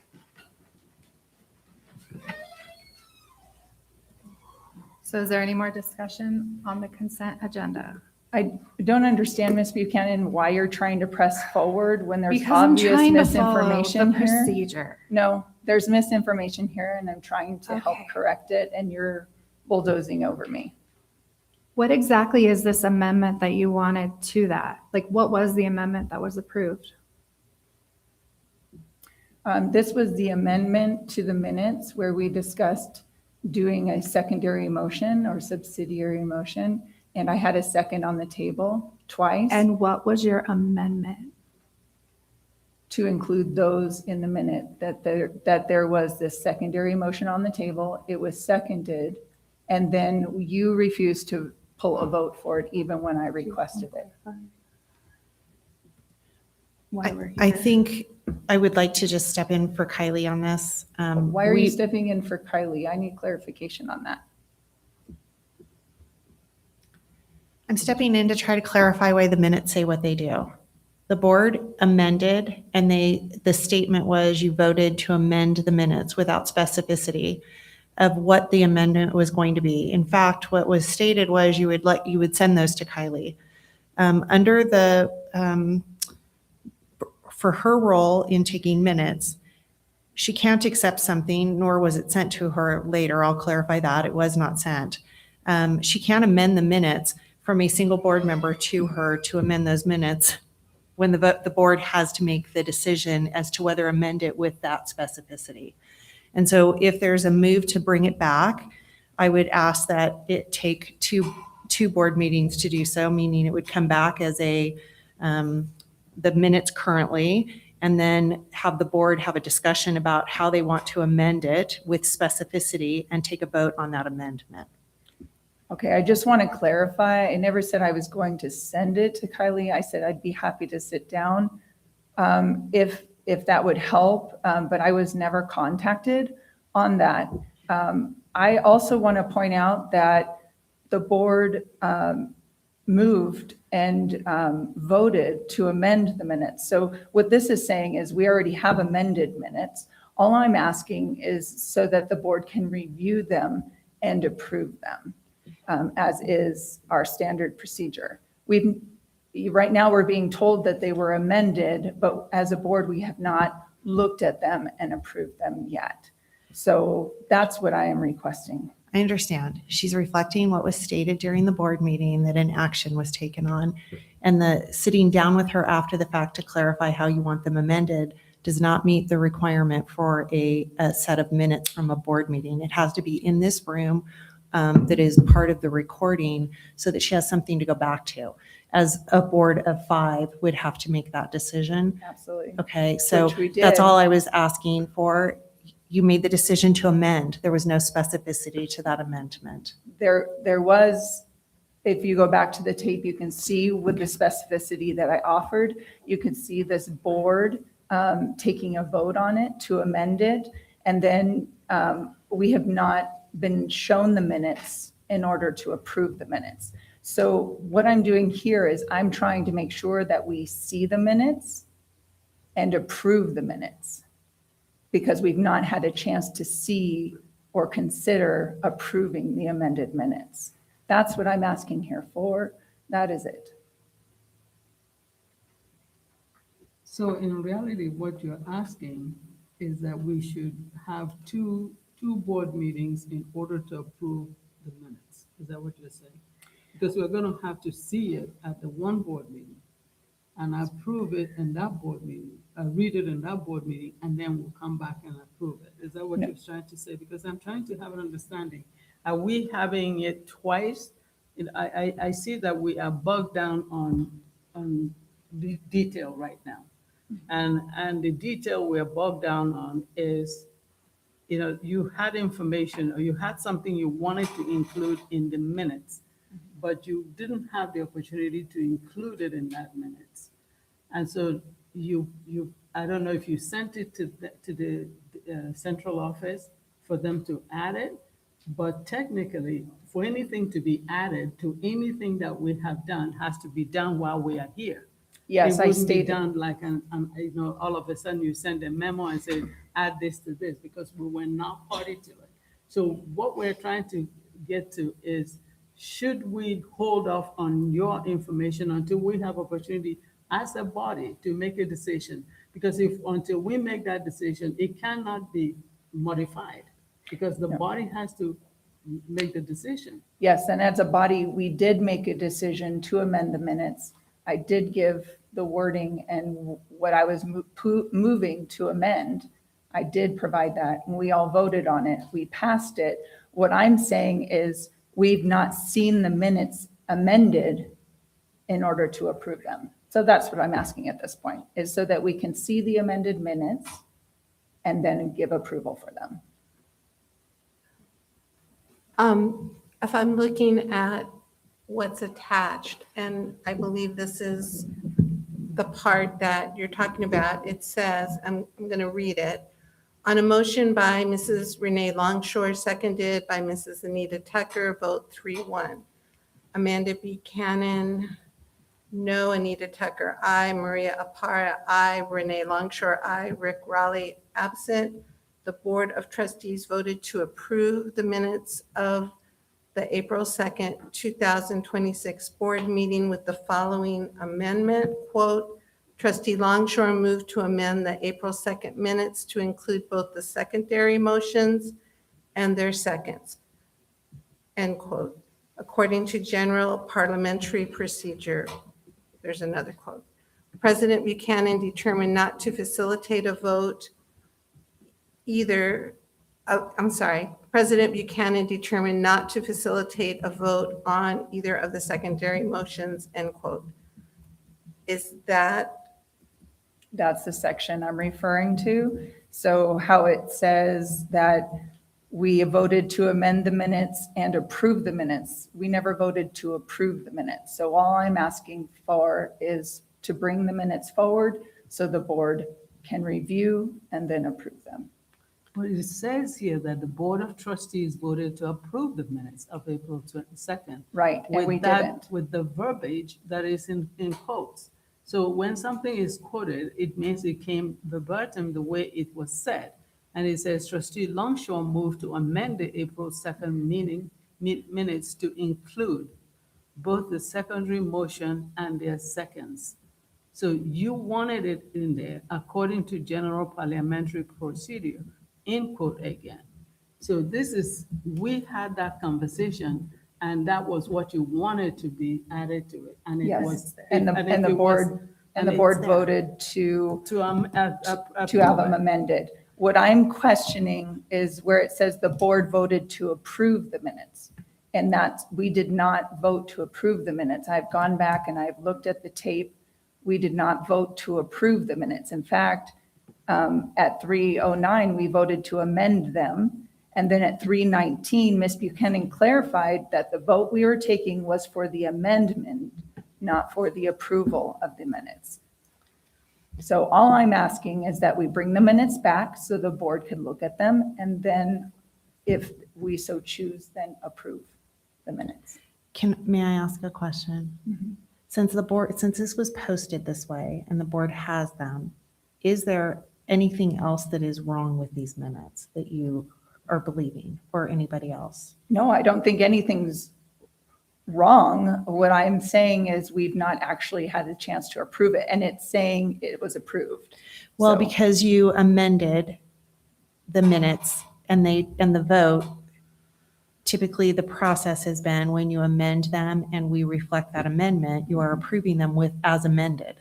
Does that make sense? But we'd never returned to it. So typically, we would have said we voted to approve the amendments, and now we come back to approve the minutes with the amendments. We haven't done that. When we have done this in the past, that's why I'm completely confused. And I think that's why Ms. Tucker was trying to read through what the statements were, and Ms. Okpara, because when we have had a board member that has stated there needs to be something changed, it is changed. That's what you're then approving. You're approving as amended with your statements. Is that what you were doing, Ms. Tucker? I was reading it because I wanted to make sure that was the correct format in there and just kind of, because it's been a bit, we want to make sure, with summer and everything, that's in there. But I want to make sure that what we're doing is following procedure because we want to make sure to always follow the procedure. So would this board be comfortable being able to look at the minutes with the amendment so we can move forward with considering approving them? Is that supposed to be for us to have yet another meeting to look at the minutes? No, this is just one more thing, just like it wouldn't be an agenda item today. You already looked at them, you came here to approve it. It would just be like that.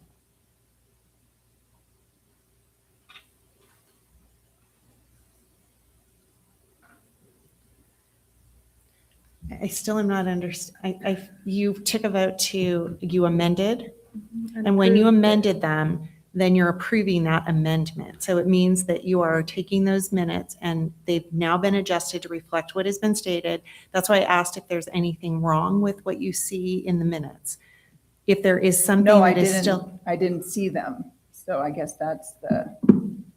like, if we can now see I'm them. confused because I feel like these are the minutes. So yes, because it's stating we approved it. So we've not approved it. So that's okay. If we don't want to bring them forward as a board, if that's our decision as a board, not to bring them forward so that we can review it before approving it, that's the decision of the board. I personally would like to see it. So I guess you guys can decide. You're talking about not these minutes, but the April 2nd minutes. I'm talking about these minutes, saying that we approved it, because I don't think we approved it. No, but we did. I don't know. English is not my first language, but when I read English, it makes, I'm just looking at it, word for word. It says here that on a motion by you and seconded by Mrs. Tucker, Amanda Buchanan voted no, but every other person voted yes on the amend. motion that you brought forward. And on that motion, you also, the Board of Trustees, voted to approve the minutes of April 2nd with this amendment that you added. You added the amendment that we voted to approve the thing with your amendment that says that we have moved to amend the April 2nd minutes to include both the secondary motions and their seconds according to the general parliamentary procedure, all in quote, that you wanted to add. You added it to the verbiage, correct? So when you added it to the verbiage, that's what we voted on. So I'm just wondering which part of it are we trying to get out? Is the verbiage that you gave us, is it no longer valid? Is that what you're trying to say? No, I'm trying to say that it's this J4 is saying that we voted to amend and approve. And then I'm saying that we didn't vote to approve it. And so what I'm asking us to do is follow that line and actually look at the amendment to the notes and then approve it. Where do we look at this amendment? On a video or on paper? Where do we It would look at be it on- again? It would be on paper. But it's not on paper because you quoted this while the conversation was going on and it was recorded when you were having this, you stated this and it's recorded. There's nothing on any paper that shows us this verbiage that you've given us. So that's what I'm trying to figure out. Where do we get this verbiage that you're trying to add? Okay, I guess try to think about it like a teacher. If a student turns in an essay to you and you mark up the essay, you say, this needs to be done, this needs to be corrected, you need to go back and look at it, rewrite it. And then after they rewrite it, do we just say, okay, great, the work's done? Or do we come back and say, hey, let's look at the rewriting, how did it work out? And then yes, we approve that, right? Then you get That's what we're doing tonight. We're going to vote to approve that minutes. If we get to the vote, like, that's what we're doing. We're voting to approve it. And we've had it the last 6 days to review. But it says that we approved it. The amendment Mhm. at that meeting. Right, but we Which- never saw it. We never saw the revision. And that's okay. I mean, if we don't want to see the revision, that's okay. Is this not the revision? What both have read, what Ms. Tucker read, is that not the revision that you were looking for? I think that's what I'm struggling with. Because Okay. these are the minutes for you, that's your review of the minutes based on what you asked for a revision to be, what was voted on, and was a 3-1 vote. Okay, so you have the minutes? with These are the revisions? minutes. This is the only thing that is the minutes. Okay, but it says it was approved, and we didn't approve it. You approved the amendment.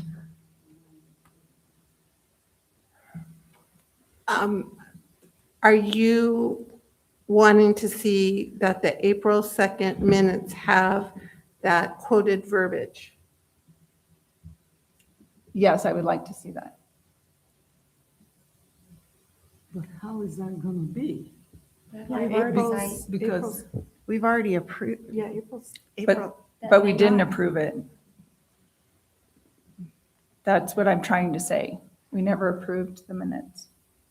April 2nd of 2025 school year. 26.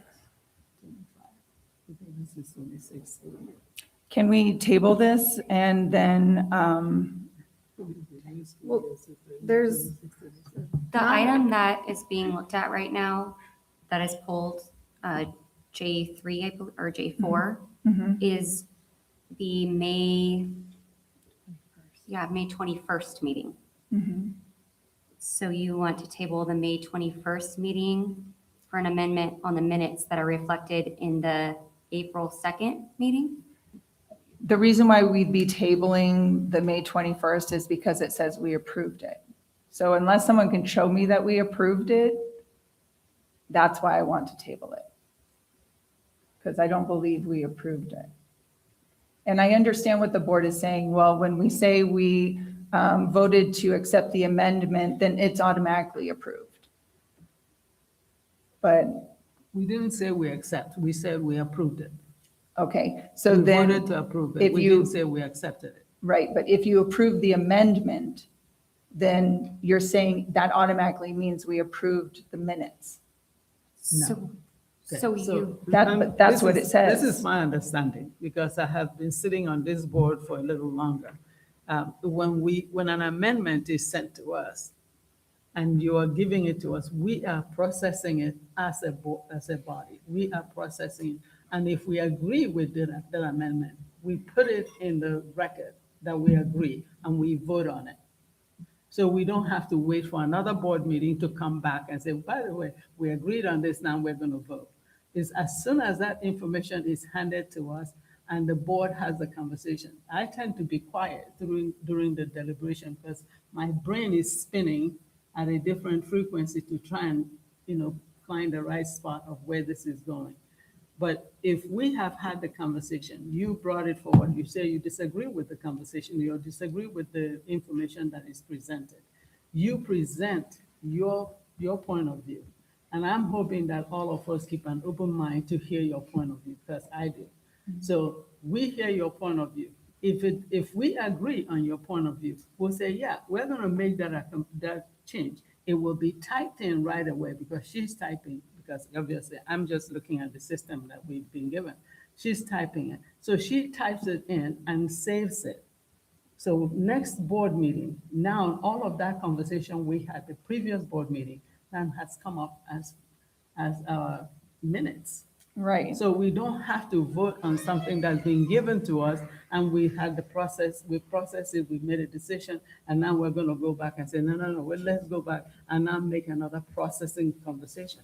Because the only time that matters is when we're sitting here. Not outside, just here. Okay, so what's making this so confusing is because on May 21st, we approved the April 2nd notes, right?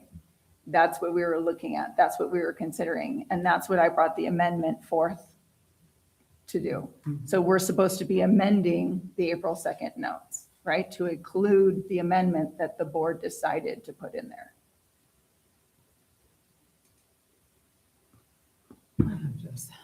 And so this is saying that we did approve them. But what we did is we amended them. And so right now, when you put a yes vote on this, you're saying, yes, we did approve them with the amendment. But I'm saying we didn't approve them with the amendment. We just approved an amendment. So what I'm hoping for is that we can go and look and see and be presented with the amended minutes and then approve them. It's not going to take a lot of time. In fact, it'll probably take less time than this. We just need to be presented with the April 2nd amended minutes. And so then we can move forward with approval.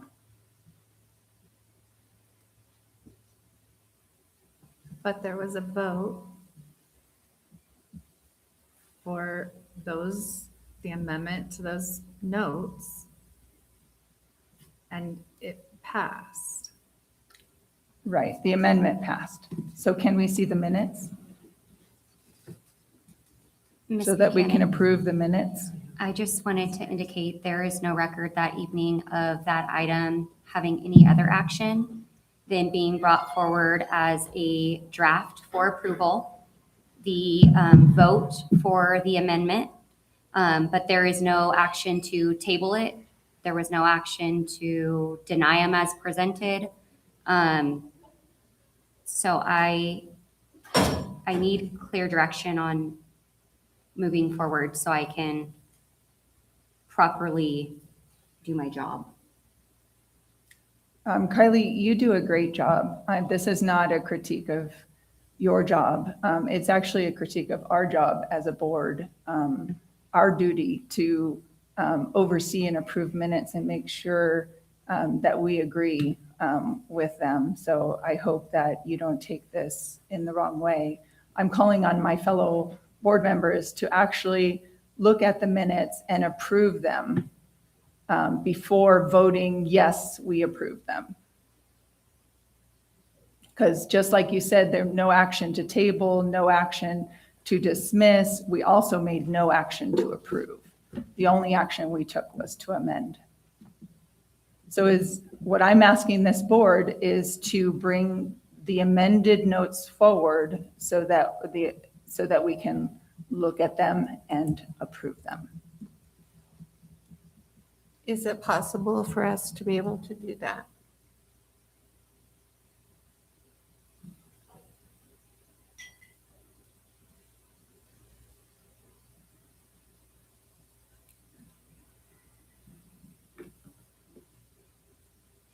I've given the only input I can give you Yeah, guys. I don't have any other answers other than when a board We member held the makes an vote. amendment and then you move that amendment, you have amended Approve those the minutes amendment. and you are approving the amended minutes. Of that meeting. So it's already approved, and then now we're approving the May meeting minutes that reflect the amendment you requested passed for April 2nd. But you keep coming back to that we approved them, and that's my whole point. We never approved them. So Which, by the way, was why I voted no, because we did not have any clear language from you as to what you were amending. You just No, said it's not right. we you need to voted amend no it. because you refused to acknowledge my secondary motion. Feel free to return the tape. I did. I have it very fresh in my mind. And that's why you stated that you voted no, because you were not willing to recognize again I a did secondary not say motion. that is why I voted no. And it's taped. So 30929 is where we voted to amend, and that you can take it from there and see the reason for the no vote. I move that we as a board table this until we are able to look at the minutes and actually approve them so that we can have an accurate log of our actions on this board. So I just want to clarify really fast and make sure that it's on the record. So when a board member proposes a correction or amendment to draft minutes during the meeting that are agendized as a draft version, and they propose an amendment and the board votes on those changes for the amendment, accepting those, you're saying that they aren't formally approved as amended or corrected? Well, I guess we could say, the motion could be made to amend and approve the minutes. Then that would mean that they were voted on to amend and approve. Or they could be taken separately. We vote to amend this, yes, yes, yes, nay, and then we vote to approve these minutes with the amendment. I'm going to tell you why this is uncomfortable for me. When I'm reading this, because I have the actual boilerplate here, it says that the Board of Trustees voted to approve the minutes of April 2nd, 2026 board meeting with the following amendment, because we agreed to approve it with the amendment. But we didn't agree to approve it. We agreed But to it amend is it. here, it's stated here. Are you saying that what is written here is wrong? Yes, that's what I'm saying, Okay, got it. that we never did approve it. And so, and I've gone back to the video and looked, because I was going from my memory and I thought, wait, I don't think we actually ever voted to approve it. I think we just voted to amend it. And when I returned to the video, it was confirmed. We just voted to amend it. We never voted to approve it.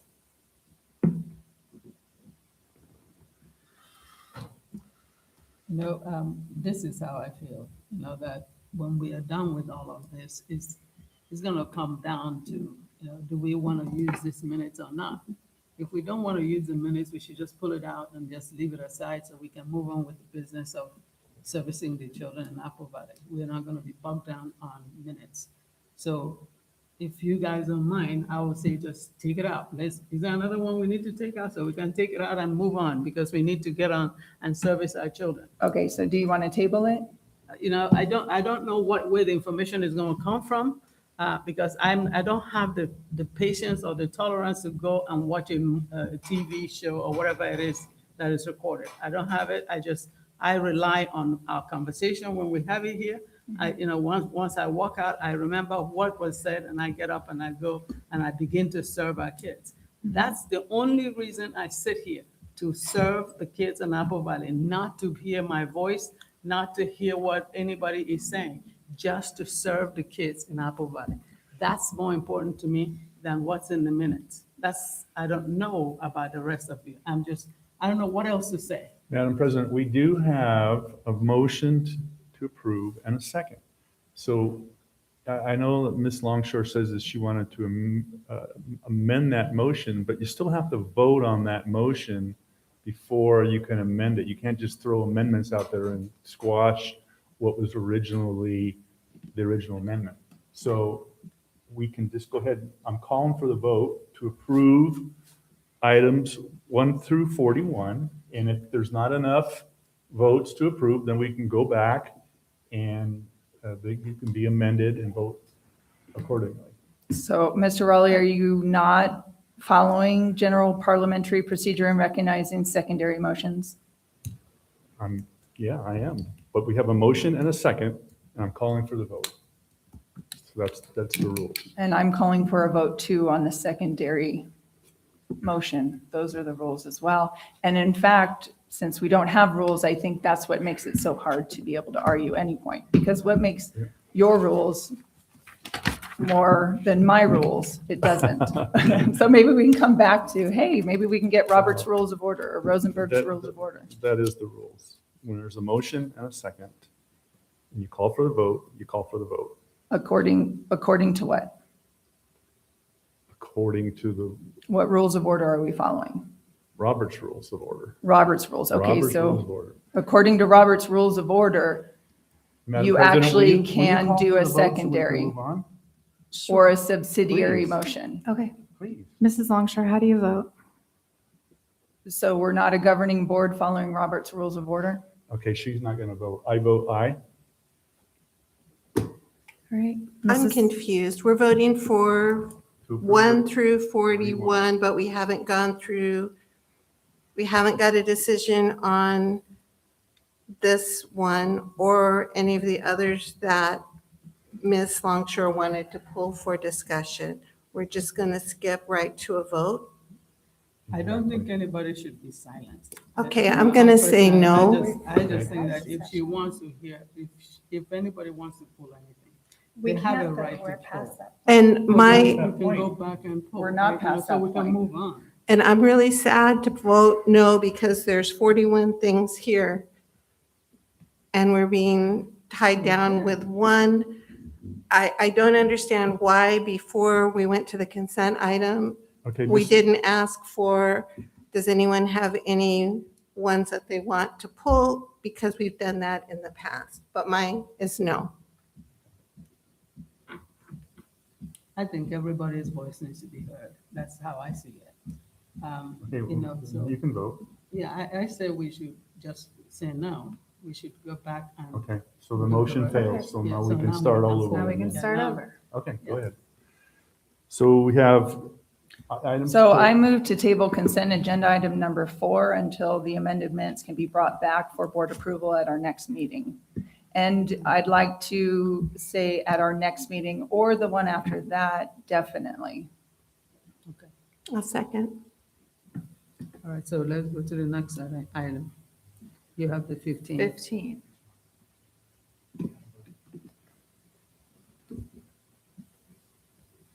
You So have I- 15. Go ahead on 15. Oh, are we going to vote on this? Because I just moved, I have a second, so the vote, I vote aye. To table the consent agenda item number 4.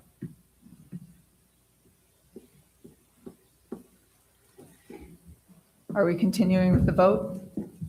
Okay, so can I have everybody just come back for a minute because I know it's tense right now. If we've had a motion, a second, it failed.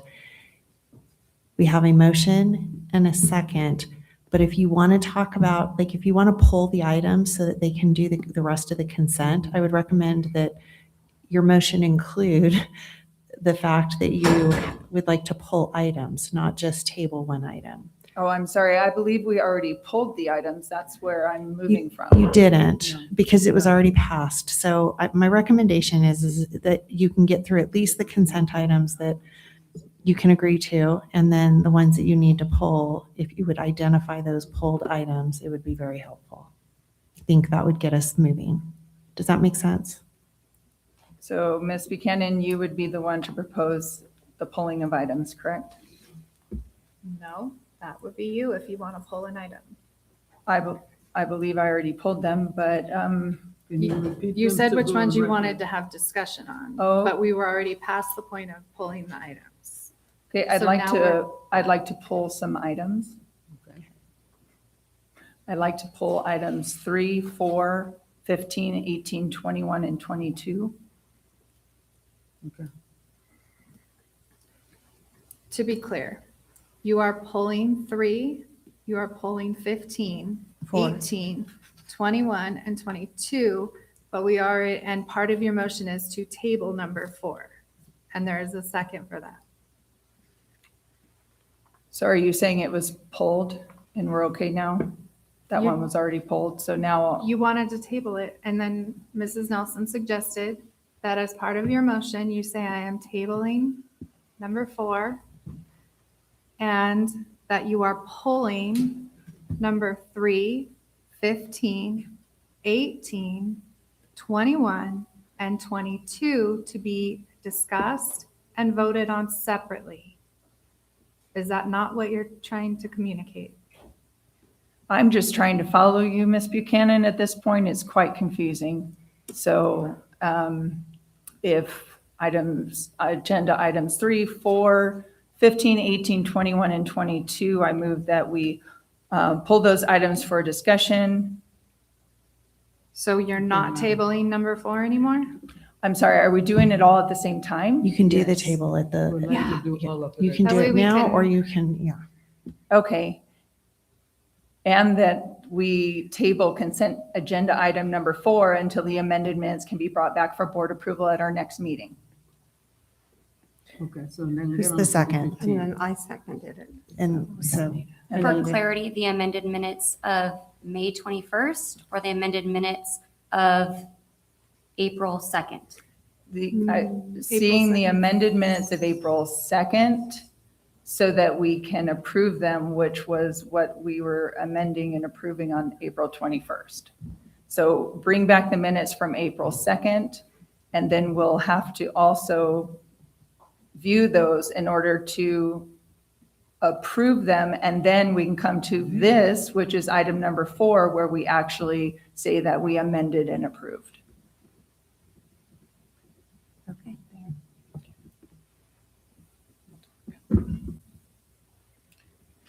So are we going to vote for the table of consent agenda? so item what you number would vote 4? on is 1, 2, 5, 6, 7, 8, 9, 10, 11, 12, 13, 14, 16, 17, 18, or I'm sorry, 19, 20, 23 through 41 as consent without discussion, and then you can come back to each of the pulled Yes. items. Yes. I just want to make sure she got all the ones she wanted. Okay. So can I get a motion to approve? Number, Second. do you guys want to hear which No, ones? we're done. Okay. We'll be taking the vote via roll call. Mrs. Longshore, Aye. Mr. Raleigh, No. Mrs. Tucker, Aye. We're voting on the rest of them. Ms. Akpara. Aye. Do you want to change yours? No. No. Mrs. Buchanan, yes. Okay. Now, So now the motion to table consent agenda item 4 has a motion and a second on the table. So let's and go we're back to voting on number it. 3. You want We're to, going to three. you pulled 3. So what do you want to discuss so that then a vote can take place for 3? I'm sorry, could I prioritize the 4 so we can get that out of the way and so we don't have that confusing everything anymore? I think we should go in order. Okay, we already did 3. Okay. so Take a vote. let's go ahead and take the vote on You item need a motion and a second. 3. I'll make the motion to approve number 3. Second. All right, roll call vote. Mrs. Longshore, Aye. Mr. Raleigh, Aye. Mrs. Tucker, Aye. Ms. Akpara, Aye. Ms. Buchanan, aye. Now, number 4. We already have a motion and a second. Can we move straight to the vote?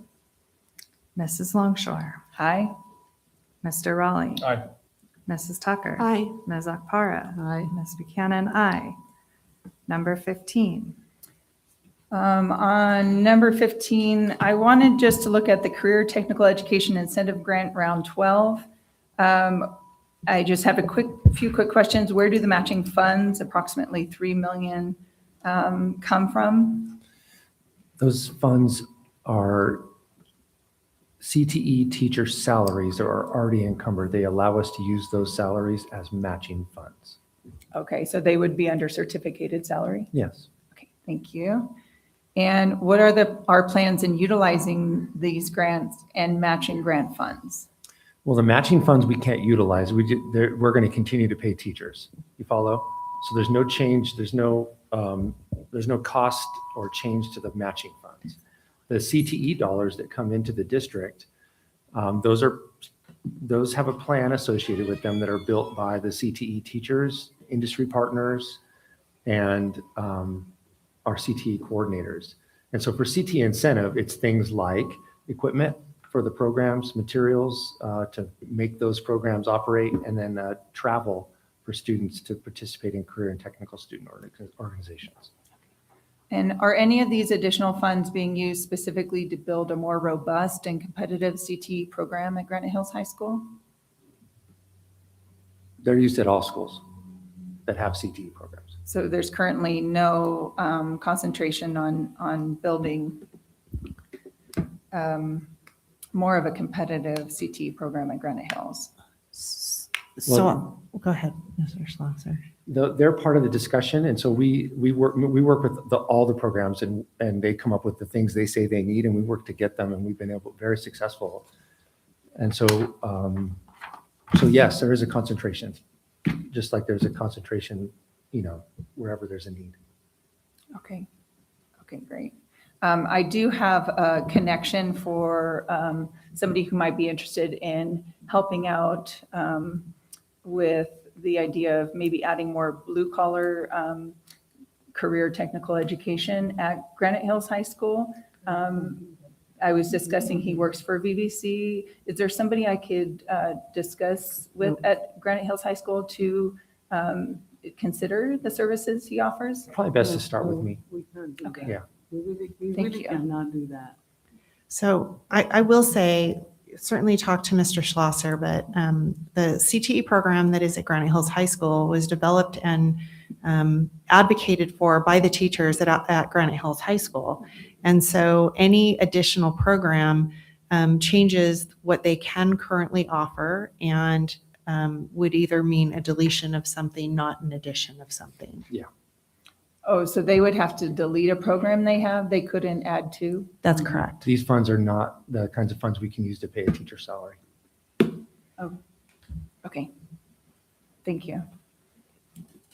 Okay, I'm going to call for the vote on number 15. Mrs. Longshore? Aye. Mr. Raleigh? Aye. Mrs. Tucker? Aye. Ms. Akpara? Aye. Mrs. Buchanan, aye. Number 18. Can I get a motion to approve 18 so we can open discussion? So moved. Okay, I'll second. Now discussion on 18. Okay, so 18, we're discussing safe and civil schools for foundation training. Our district, Actually, 18 is, Yeah, that's right. Safe and civil. okay, I'm sorry. and that's okay. Our district must be a safe and supportive space for children to learn. I know we have been working with Safe and Civil for 7 years now. I have attended training, visited school sites, and I'm curious about results. I think it would be helpful to look at the data so this board can give an informed directive on school safety. Is there any way we can get a presentation on this? I can answer that. This is what I hope I was included in the LCAP presentations where we talked about the increase in the sense of safety via the survey from thousands of families and students, that kind of constant rise we're experiencing, the reduction in incidents and those kinds of things. But I could redo that presentation. We do believe that this coordinated work with careful coaching and consideration is helping us to make steady gains in that area. So I've attempted to make that presentation, but if there's a particular data point that's perhaps missing.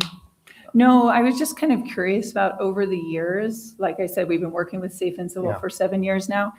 So maybe even seeing the data progress through Sure. the years, so we can kind of, and the community can see how Safe and Civil has moved us towards or improved, looking for more of a data over years. Yeah, I always include 3 years in the LCAP presentations, but I could go longer. I can't go. I just trying to be careful about years that are comparable. So when we were closed, it's not helpful. But I can add another year back because our data trend has been so good that it would be, I think, really it would elucidate that work. Yeah, and I look forward to that. I'm such a data person. I would just kind of like to see the continuum of it.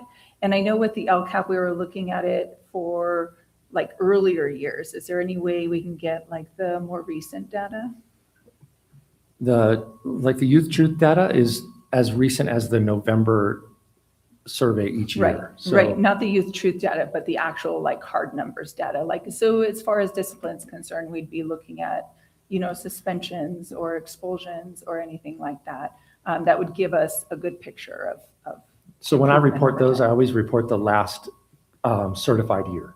So 25, 26 is not yet certified, so I can't really, it would be a guess because I can certainly report the raw number. That's not helpful as a percentage, but I always give the most recent certified data But if there's a missing data point in the next presentation, we'll make sure you have a chance. If we want to add something, we can add something to that, if it's data we can get. Okay. Yeah. Okay. Can I Yeah. add something to that?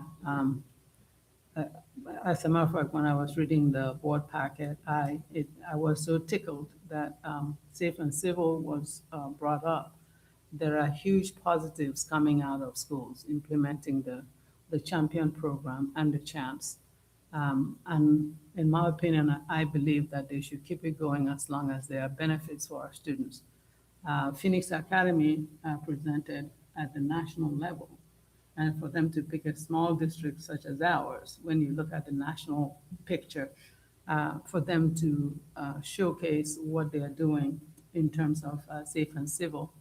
And I've gone to Rio Vista, and I can see Safe and Civil happening. I go to elementary schools, Mariana, Sandia, all of those schools. Safe and Civil is happening. And you know, I don't want us to get to the point where we are looking at the little needle in a haystack when we can see the big picture of what is happening to our kids. And my position about this, you know, I went to the same Safe and Civil training, and I've gone to quite a few of their trainings. I went when I was the first school board member to ever attend their Safe and Civil. I would like to have Phoenix Academy, if it is possible for this board, to have Phoenix Academy present to this board in an actual board meeting so that people can really see, instead of coming up with all of this pictures that they have in their heads about what the Champion program is about. Oh, and I see it even Yakaloma students. They go to Phoenix Academy and they are, you know, their teachers are so excited that they're the champion or they have their champion kids. I don't know anything about champion, but those kids are so excited because they don't want to mess up with the person who is supposed to be their champion. If we can do anything for our kids, if we spend money to get our kids where they need to be, I say let's go for it. We don't want to spend money on all of these other things, but I would really like this board to agree to bring Phoenix Academy staff that presented at the national level to come and showcase just a little bit of what they've done. Because sometimes we don't see it, and we hear from the grapevine what is happening, but we need to be in there. We need to see the actual thing. When Safe and Civil started years ago, I went to see the Phoenix Academy for something else. I went looking for something else. I went to visit classrooms, and I couldn't believe that even the PE teacher had the champion thing, the champs, on their PE cart. And you know, and I think we keep going around. I have been a teacher for over 40 years, and I know what it takes to get children to get excited about school. And Safe and Civil is making those children excited about coming to school, and we cannot look away from it. If you guys agree, I say that we should bring them back to us and let us hear from them. Invite community members so they will see what their children are in are seeing at their schools. Board? Everybody good with that? I love the idea of welcoming them to showcase this wonderful program. Thank you. Okay, we will get it scheduled. All right, can we vote on 18? All right, Mrs. Longshore, Aye. Mr. Raleigh, Aye. Mrs. Tucker, Aye. Ms. Akpara, Aye. and Ms. Buchanan, aye. All right, number 21. So 21 is to approve the interdistrict attendance master agreement 2627 with San Bernardino County Superintendent of Schools. I just want to take this opportunity to just add to the discussion that we've already had as we consider this interdistrict attendance master agreement. I hope the district will choose to prioritize the students of Apple Valley for any open position first. We must strive to allow our kids access to all programs we have to offer not limiting them based on where they live, which was similar to what Ms. Akpara talked about earlier. So as we pass this, let's keep in mind, let's look to prioritize the children of Apple Valley first.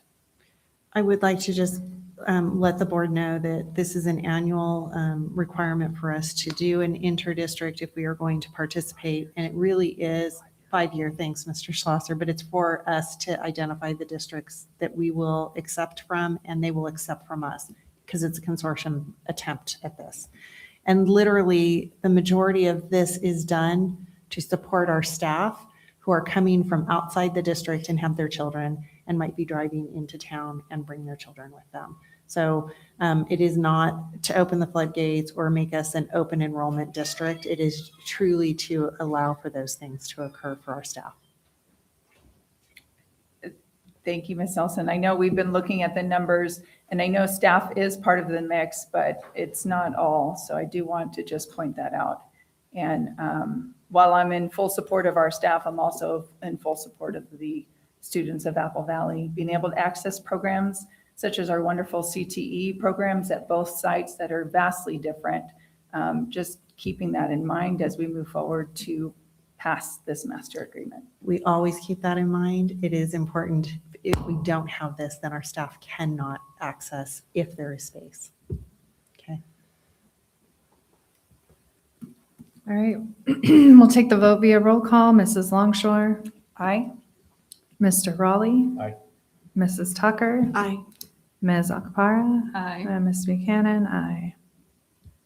Number, I don't believe you guys had a motion or a second on number 21. okay. I don't think we did. I'll second. I'll move it. Anita and then Maria. Thanks, Kylie. Thanks, Kylie. You saved us an hour on the minutes for the next meeting. Seriously. All right, can I get a motion for number 22? So moved. I'll second. Discussion. Just a quick question. Pat, you already answered the other one, so I just want to make sure, do the matching funds come from that same account? They do. We are overmatched. We have sufficient matching funds to cover this grant and the CT incentive grant. Thank you. All right, how do you vote, Mrs. Longshore? Aye. Mr. Raleigh? Aye. Mrs. Tucker? Aye. Ms. Akpara? Aye. And Mrs. Buchanan, aye. That's it.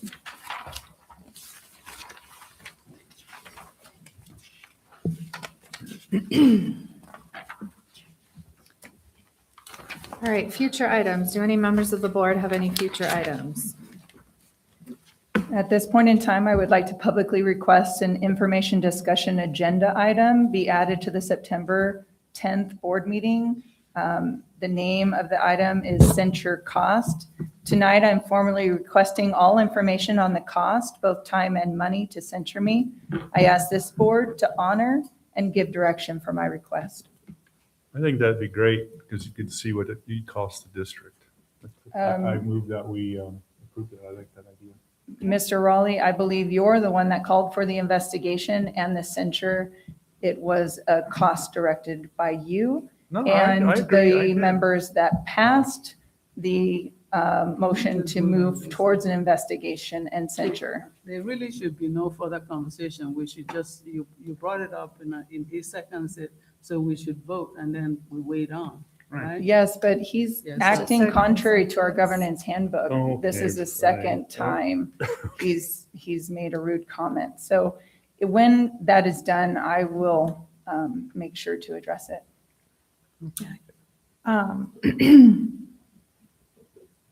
Could we get that with like all legal fees that have been accrued? What do you mean by all legal fees? She needs And to know the regarding to cost, her, yeah. all the costs. Yes, both time and money, if we can get an accounting on that to be added when we discuss the agenda item censure cost at our next board meeting.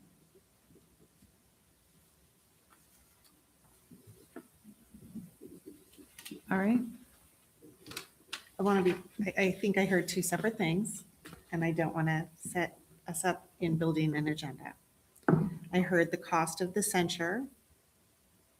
With time and money. Okay. And then I also heard all legal fees In regards in relation to, Trustee Longshore.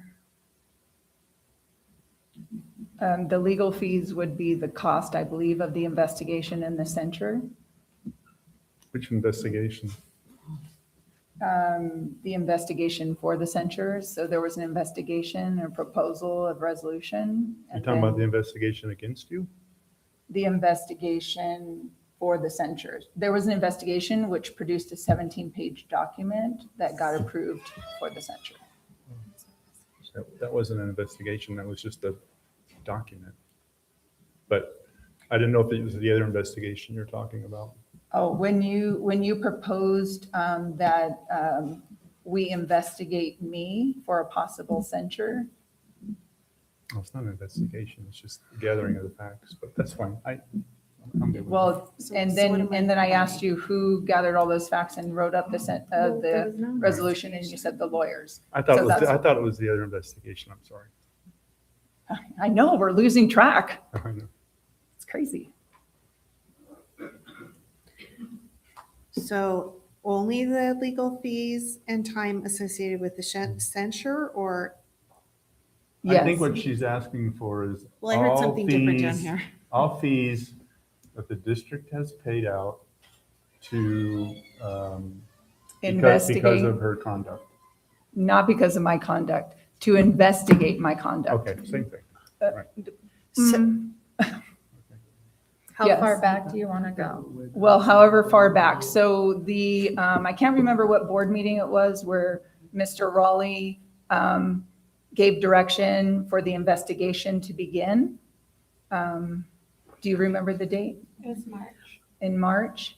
Okay, so from that point where he gave direction for, I think he asked Mr. Conrad and then Ms. Nelson or vice versa to investigate me. So it would be from that point and all the way through to the 17-page document.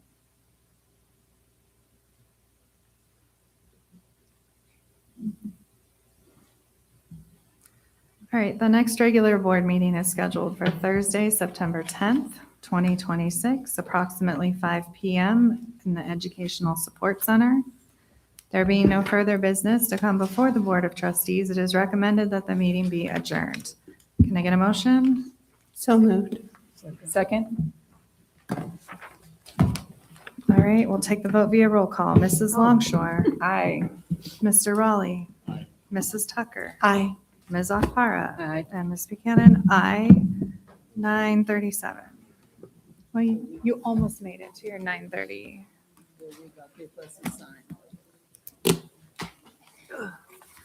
God.